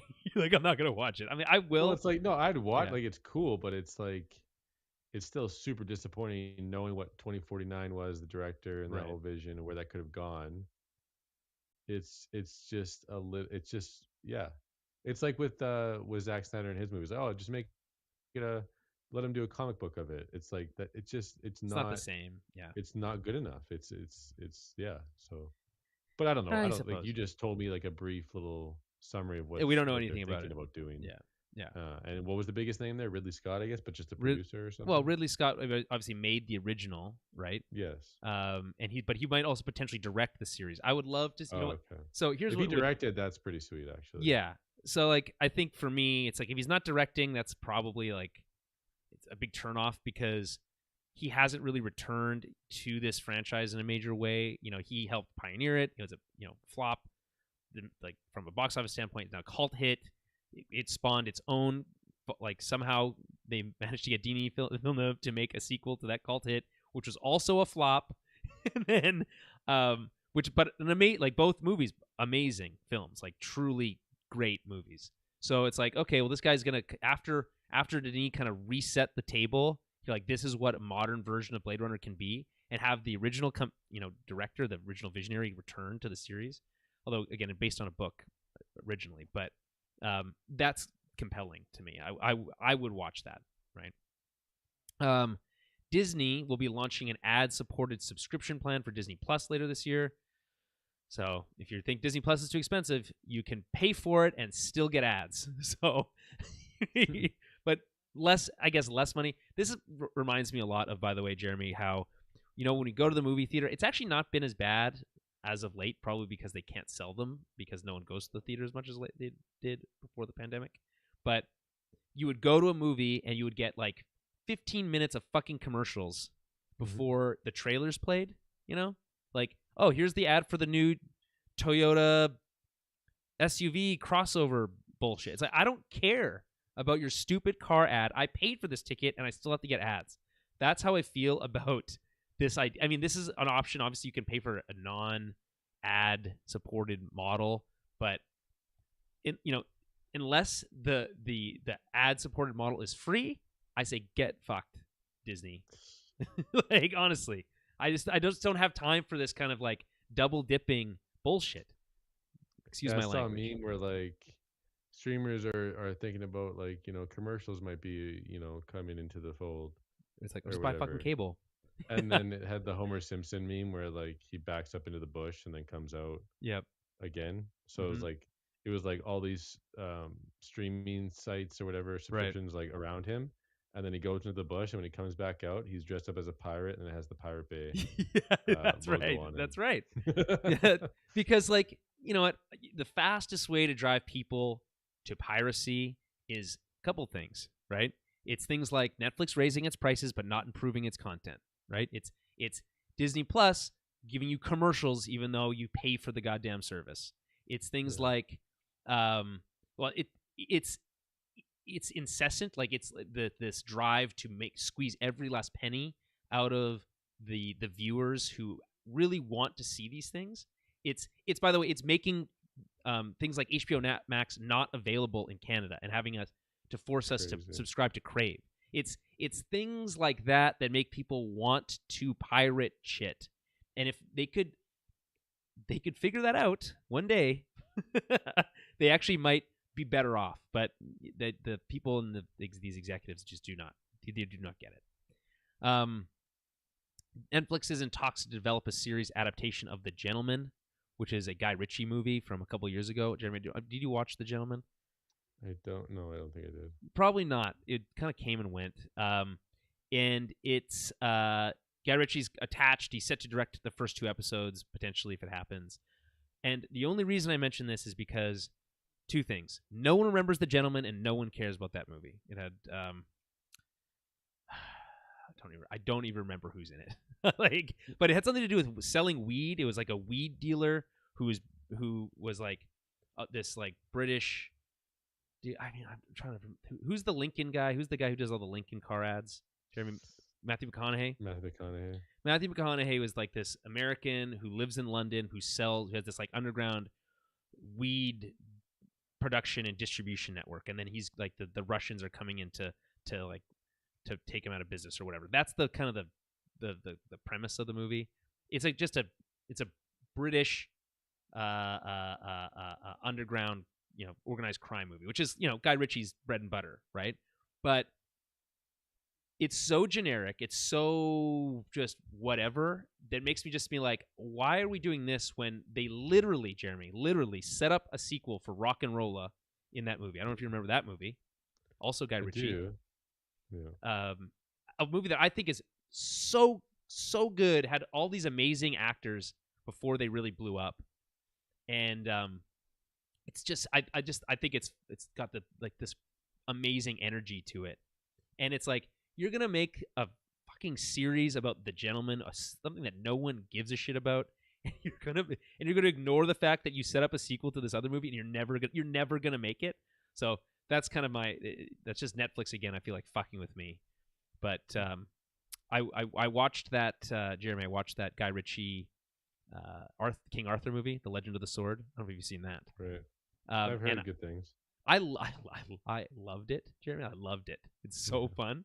So I watched that after watching The Green Knight, and I distinctly remember saying, shame on me for mistrust, like not believing in Guy Ritchie, like and in his like a massive talent, because I love his movie. So I could be wrong here, but I just feel like I'm being slighted by the lack of a Rock and Rolla sequel still.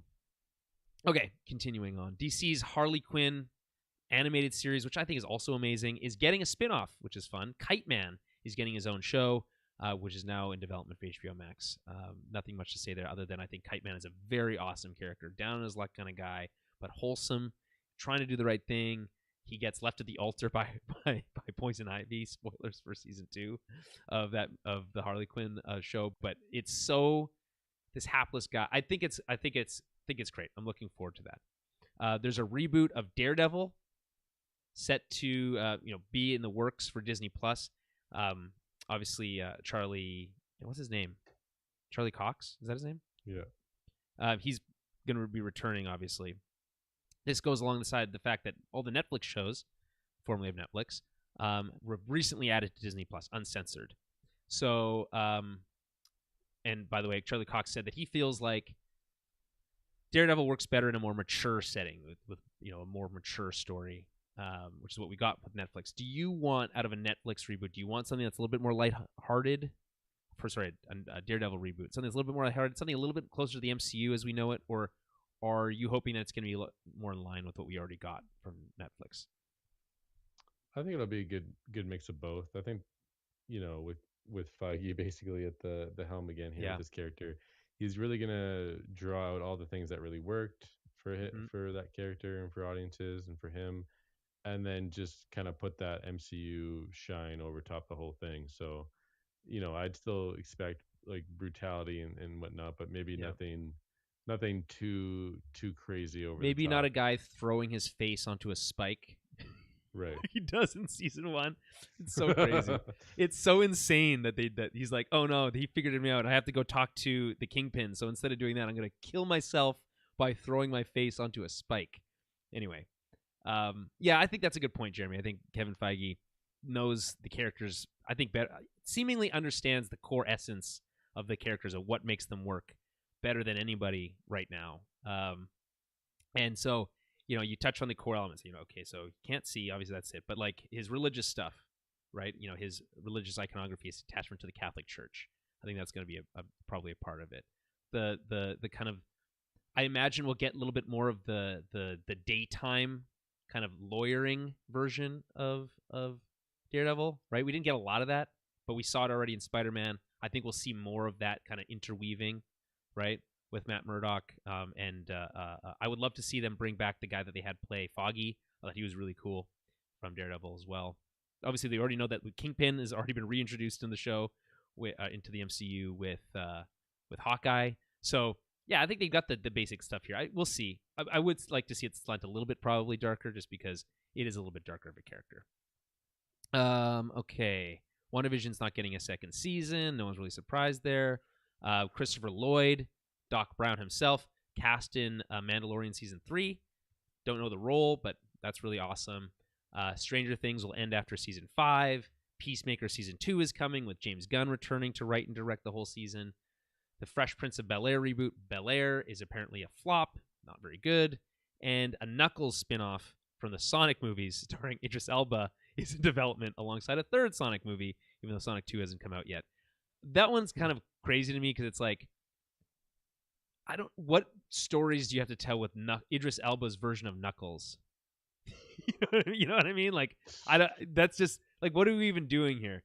And then also finally, Futurama is coming back to Hulu with basically the whole cast returning for a new 20-episode season. So for those Futurama fans, I literally like Futurama, but I will not be watching that.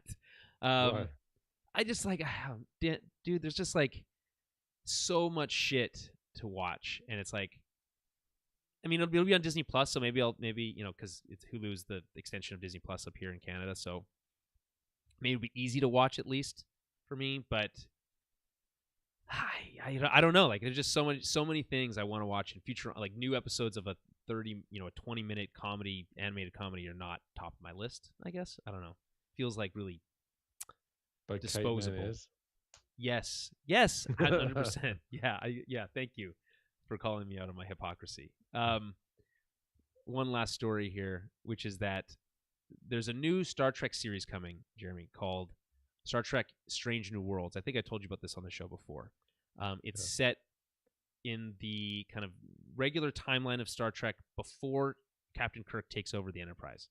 So it has the original, not the quote-unquote the original, but one of the captains who was there before Kirk, which was Captain Pike, who we've already seen on television in Discovery. They did a really great job of like modernizing the Enterprise from that original series. And they have a new Spock, and they've got all this fun stuff. But everyone was like, "Well, what are they going to do with Kirk? Are they going to bring Kirk back? Whatever." Like, they're like, "Well, maybe they probably won't touch on it. They'll just wait and just, they're like, oh yeah, and then this series ends and the original series starts, right?" In a shocking move, I think, they actually have cast a new Kirk. So this is now the third live action Kirk we've had, at least my recollection, after Chris Pine. in the movies, and it's the actor who's going to be playing him is what's his name? I'm blanking on it here. Blah blah blah. It's been studied nothing crazy until now. Paul Wesley. Now, Jeremy, you're not in the the show notes here, but if you want to just quickly Google Paul Wesley Kirk, he has, to me, he looks like a dollar store version of Kirk, and I mean that like I don't know how to say that without sounding like a dink, but it to me is, until I see him act, I'll hold my my whole overall thoughts. But I think if you're going to recast Kirk, I thought Chris Pine did an amazing job. Jeremy, do you like Chris Pine's version of Kirk? Yeah, it's great. Yeah. And I think it's big shoes to fill, obviously, to cast a new Kirk, and in comparison to what Star Wars is doing, where they're just digitally creating actors from nothing. So I mean, this is a different way to go. I am a little shocked that they were like, yeah, we're just casting a new Kirk, and to not have it. I mean, going with a kind of an unknown is an interesting take, but I'm concerned, but also excited, because it's like, oh well, like, are we going to get to retell some of these original stories, or maybe we get to see some stories that we didn't even get to see, or we couldn't have done in the original series. I don't know. There's a lot kind of there, and if you bring back Kirk, like, are you going to bring back, the rest, like the Uhuras and all the rest of those characters, Bones and everyone else. So I don't know, but that's, Jeremy, did you Google it? What do you think of his face? Wait, of whose face? The new Kirk. I've seen the image already. I think it's Paul fine. Wesley. I'm not as concerned as you. Okay. I think it's cool. I think we should be casting more people for iconic roles more. Like, why not? Because I mean, I think I mostly agree with you, because it's like, well, what's the worst case scenario? Well, we get a new interpretation that's not quite as good. That's, or instead we have to like do what Star Wars is doing and do this kind of unholy creation of CG, and like, it's like, I don't know if that's, and we're gonna use a completely digital voice. Like, no, like, okay, let people try on. It's like Batman, right? Or James Bond. It's like, we don't need the Sean Connery version of James Bond for forever, right? We can do new versions. I guess we can do new versions of Kirk. I just, like I said, I'll hold my reservation. I don't know if he has the look necessarily that I expected, but I also don't really know what I was expecting. He has the chin for it anyway. Okay. That is essentially it. I think we can wrap it up there. I will say a couple things. I have been watching all of the Oscar-nominated Best Picture movies. I got like 3 left. The Oscars are this Sunday. We're not going to have time to Please be excited. please be excited. I don't know if you can hear that. There's a cop car outside. Amy Schumer and Wanda Sykes. Is that who's hosting it? You don't even know who's hosting it? I didn't know who's. Because they didn't announce it. Like, when did they announce the hosts? It's like 3 people or something. Okay, well, that's unfortunate, but. Why is that unfortunate? Well, because I mean, like, that doesn't get me going from a what's the word I'm looking for? From a stage performance standpoint, it's like, they'll be fine. It's like, it's whatever. I mean, we already know that they've cut a couple of awards out of the show. That's unfortunate. Like, to me, and I think the show itself has been, right as it stands right now, is probably the least excited you could ever be for an Oscar yes, show. 100%.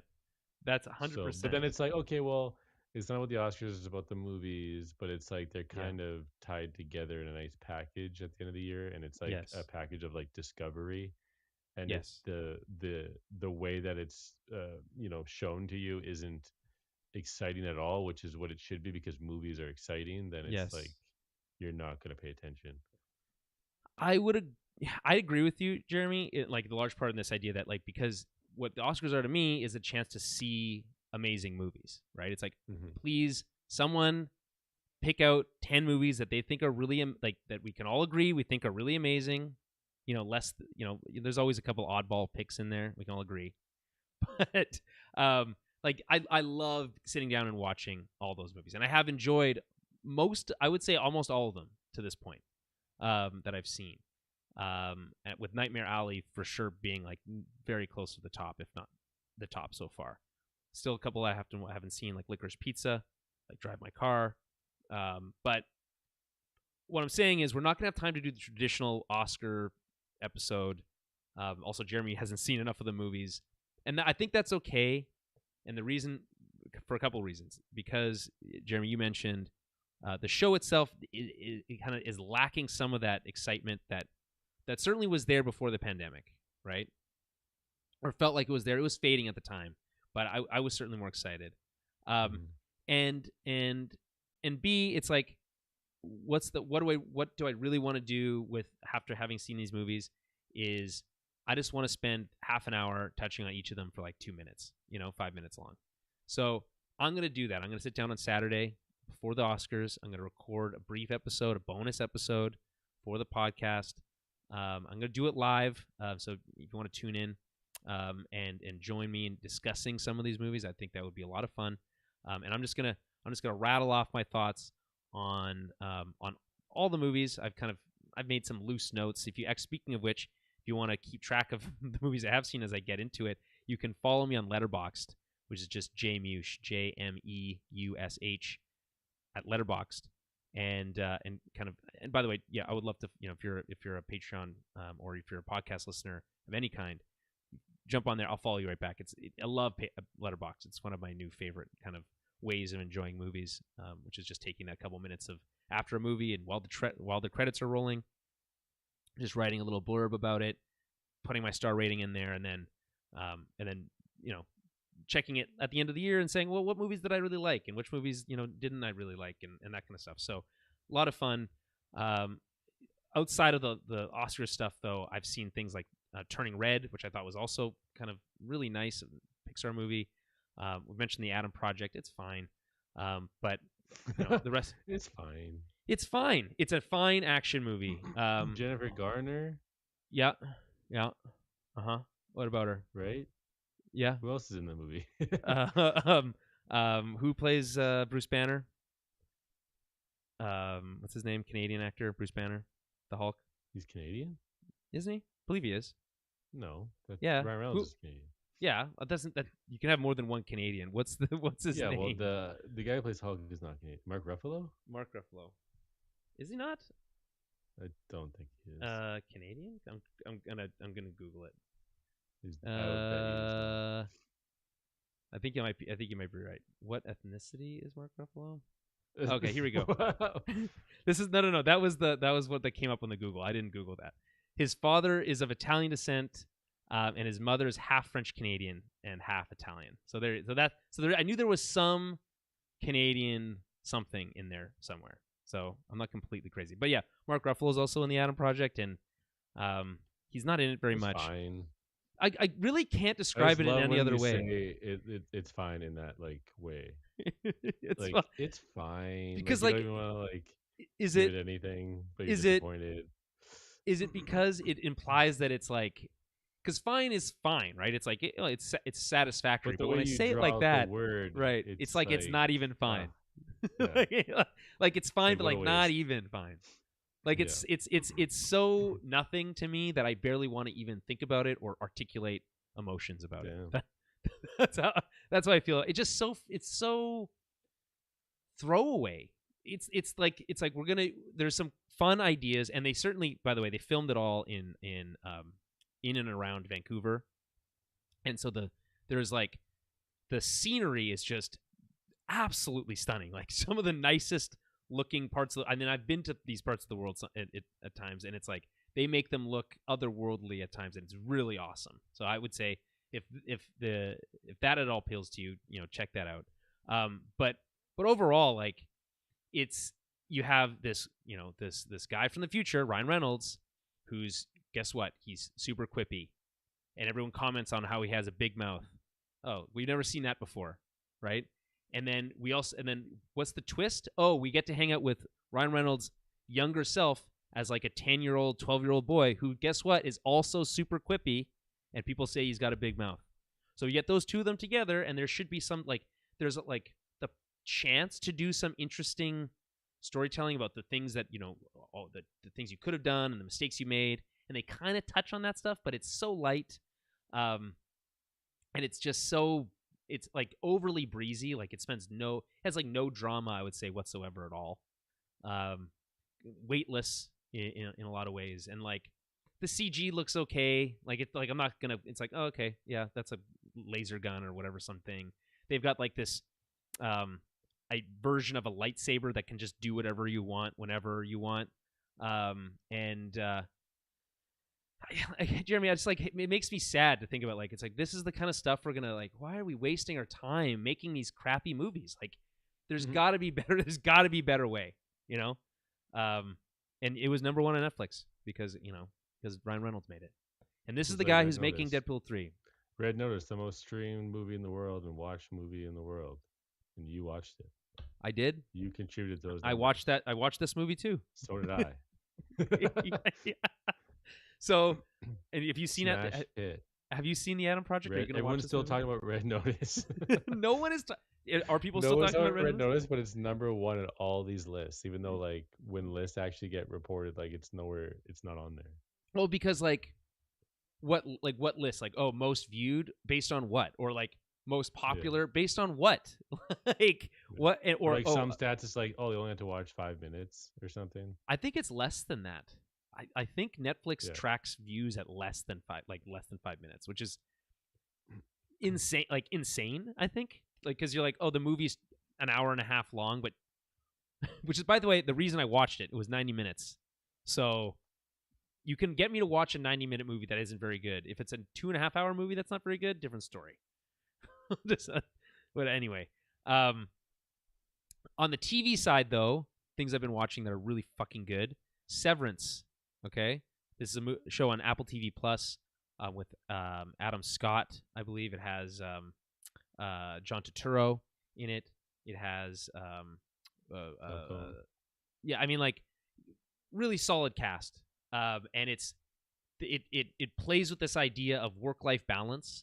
I want to talk about it more when it's all over. It's still in the middle of the season and it's dropping week to week. It's got a really compelling mystery. There's this world that they've established that's really interesting with these layers that get peeled back slowly. They really have the kind of the formula down to try to how do you tell a compelling narrative over 10 weeks?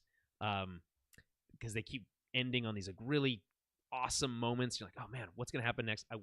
It would be a great show to binge, but it's also been really fun to go week to week on it. I highly recommend Severance.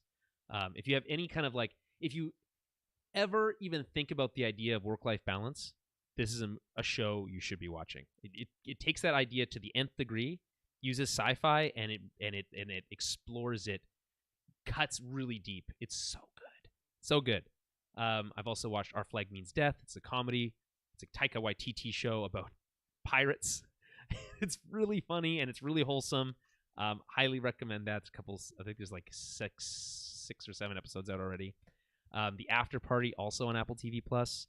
I'm a little late to the game on that. Really fun kind of murder mystery show where each episode is played out in a kind of different genre as they tell each person tells their version of the events from a different perspective. And then Star Trek Picard Season 2 has come out, and it's in the middle of it. And Season 1 kind of sucks. So you can skip Season 1. You don't even have to see Season 1. You can just start with Season 2.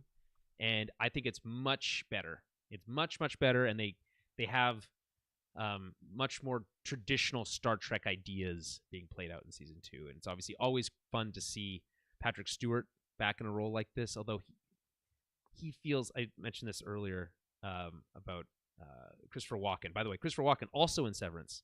Really great. He looks really old, and he sounds really old. Sorry? Oh my goodness, to that point. Well, I mean, I'm not saying this in I'm surprised, Jeremy. I'm not shocked that but you have Patrick to Stewart, point it out. No, I point it out because I think it's relevant to the show itself. You want to see this iconic character in Captain Picard return to the screen, but there is fragility in Patrick Stewart at this age. He can't do the things he was doing in the 80s, and Crazy. like that's fine, and that's totally fine. But it comes with It's fine. It's fine. It's fine. There's that. It's fine again. No, it's different. Fine. It's a different version. It's just you have to take it with a grain of salt. Like it Because feels very different. It feels different because he's old. Yes, I feel like that's a fair thing to say. Yeah, and like it's not necessarily worse, but it's definitely different. So just keep so you're having keep a that hard in mind. time, coping with that. I'm still trying to wrap my head around it, Jeremy. I don't want to age. Anyway, Jeremy, have you watched anything cool or fun lately? I don't believe I have. You just work and then I need to like make more like a list. Like I can't remember. Yeah, you. I feel like I've watched stuff, but here's my my trick. Okay, so obviously Letterboxd is what I use for movies. I mentioned that already. Recommend that Jeremy, that you start doing that. It's really fun. But before I was doing Letterboxd, and something I stole from another podcast, Ben Hansen on the MinMax show. He keeps a running list in his phone, just in his notes app. Yeah, we all have supercomputers in the palm of our hands. We all have an infinite notepad in our hand. The power of the sun in the palm of my yeah, hand. That's right. And like what machine? I love when he's like, "What machine?" And then he just says the power of the sun. It's good to see you, my old boy. So there's like I said, you have an infinite notes app in your phone. I've now done this for a couple years. I go back to 2017, I think. No, 2018, I think. Of every show and movie that I have seen and game that I've played, and I make a new one every year. 2022. Here we go. And I think it's what I reference when I come back to the show and I say, what have I been watching? I look on that. If it doesn't just come to mind, it's at the end of the year when we're doing our top 10s or top 3s. Sorry, my apologies. I reference that list. I think anyone who watches a lot of stuff, I think it's satisfying at the end of the year to go back and look on it, even if you have no reason to. Like if you're not making a podcast about it, or you're not making a list, or you're not writing an article. If you just like movies and you like television, and there is a satisfaction to cataloging the stuff. And Jeremy, you of all people should know you love collecting shit. This is just a collection of all the shit you've watched. I just feel like it doesn't matter. Is my whole thing. Well, what does matter? Like PSN trophies. Like for you right now, you're obsessed with the Letterboxd thing. Yeah, because it's like the PSN trophy whole thing where it's like fake trophies that aren't real but they are. Type thing. Right. Yeah, I'm not. See, but it's Letterboxd is real to me. God damn it! It's not. That's not what I'm saying, because like the trophies thing is like it's an award for something that you did in a video game. Well, it's recognition, and so is a list of things you feel like you've accomplished or taken in or experienced. Yeah, but it's more than that. I mean, like it's just like, okay, you've done something. You've watched a show. You've watched a movie. That's not nothing. Is that you used your time? Something? That's your most It's your most valuable resource. Is your time? Did you use it wisely? Not always. Mostly not. Could you have been doing laundry? Yeah. While I'm watching television? Is that a better use of my time? Could you have been taking out the garbage and recycling? Are you saying, Jeremy, I should be having the TV on in the background, have a background show on? Is that a better use of my time? Yeah, you have to transition to that part. I'm not doing that. Fuck that. You don't get lost. You don't get lost in the magic on screen. Don't get lost in the world of the movie making. Just do something else and listen to what's going on. Do something else. Get lost scrolling on your phone. Yeah. Fall asleep. That's the true magic of movie making. Then do your Letterboxd review. Then that's when you that's how you know you really used up your time wisely.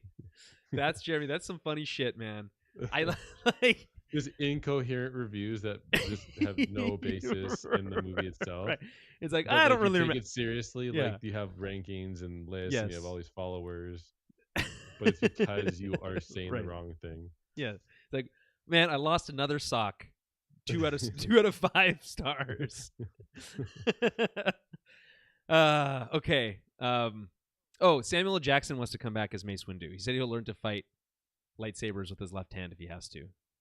But Well, they give you robot hands, arms, and yeah, Star Wars they do, but or legs, well, they'll give you robot whatever you need, any limb. any part of your body. He doesn't have to be just a limb. I think the only thing that you can't replace is your head. I think you could put your head on a robot body in Star Wars. I think that would be acceptable. So Yeah. he fell out of a large window, though. You think that's like something to be concerned about? Like he's pretty high up. Yeah. Well, what's the fan theory? He used his force powers to levitate. That's a good question. That raises the classic, why can't Jedi fly? And the answer to that is always, it takes too much concentration or some bullshit. I don't know. But yeah, I mean, we've seen characters literally cut in half and come back to life, right? Like and fall into a bottomless pit. If that can happen in Star Wars, anyone can come back from anything, is what I'm saying. Okay, except for of course Jango Fett, whose head was cut off. That's obviously the What is the exception best to Star Wars meme? The best Star Wars I think meme? it has to be. You think it's the Anakin on the and Padme? It's Palpatine's face, and it's the ironic. Like you could literally put that like in so many. The one with the sunglasses? Like, instances. No, you're just saying something about how it's so ironic or whatever. Oh no, that's not the best one. I think That's the best so Star Wars. funny, No man. way. No way. I think the When best it's one. used correctly. Well, it's like any meme when it's used correctly. Yes. To me, it's got to be the Anakin and Padme sitting in the grass in Episode 2. That one was like a 15 minutes of fame one. You know what I mean? I Like, think I still seen it though. Yeah, you still see it, but like it was so good, like it exploded when it was. But now it's like it's not like the top meme performer anymore. Like no, that's true. Already. But like it's like there'll always be new things. Yeah. Like there'll be new Star Wars things that'll bubble up every once in a while. But I think that one will stand the test of time because we'll see it for a long time. Like when the right moment is there for someone to pull that meme out, it'll come. It'll come, and we'll see it, and it'll be like, "Fuck, it's always good," right? I mean, there's like Jeremy, if you're on Star Wars Twitter as much as I am, like there's just nonstop Twitter like memes, Star Wars memes. They're mostly bad. Like I'd say they're almost all bad, but and that's why I say this one's so good because it stands out to me that it's so easy to set the stage to make the joke work, right? It's all there. The faces are there, and it's like you got 4 panels to do it. It's easy to use. It's funny, and it'll stand the test of time. So that's why I think it works. There's just there's a really bad one. Yeah, what do you mean? That's memes. That's memes in general. That's what it's. Well, I know, but I'm saying people misuse memes all the time, and like I'm saying, you can take the meme and like you can retool it. It's easy to retool. Right? It can. Yeah. It so can for me, that's why things. the Palpatine ironic one is so good because it's utilized everywhere. Like something happening the opposite way was expected, and then you throw that on the thread. Right. After someone it's just so, and then you get the stupid picture of it like Palpatine's like smile or whatever. Like when he's doing it. I'm looking at it right now, and it is really funny. It's I absolutely adore that one. Because you just know, like he's ahead of the game, right? He's like, ironic. Like he just knows. Have you ever heard the tragedy of Darth Plagueis the Wise? Yeah. I mean, that's a great scene. I also love the "I am the Senate." That's also a classic. Another really good one. I am the Senate.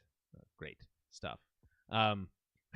The ironic one is funny, but his little smirk, his little that's the best one, right? He underrated. Like they made the prequels so that we could have this version of Palpatine, and he's such a I mean, I don't know. I don't want to like oversell it, but he's a really good actor. Like he does like a really good job making him feel creepy and just unsettling and powerful. I mean, again, I don't want to get onto a whole Star Wars tangent here, but We did it You're as right. we were ending. Exactly, we couldn't escape it. Anyway, let's wrap it up there. Thank you to everyone for listening. As always, if you want to help support the show, patreon.com/TowerBabbleCast. We're going to be recording the film club soon, early next week. So if you have any thoughts or questions, comments on that, head over to Patreon. Leave them there. If you want to follow us on Twitter, @TowerBabbleCast, Facebook.com/TowerBabbleCast, and my letterboxd, JMush. Follow me there. We'll be back, like I said, next week with more Tower Babble, and just around the corner, in 2 short months, keep an eye on that small screen Star Wars, because Obi-Wan Kenobi is going to be there, and I'm really stoked about that. But in the meantime, there'll be lots to talk about, including the Oscars this weekend, and we'll obviously have the winners and all that stuff to discuss afterwards. So until then, we'll talk to you then, and we will see you soon.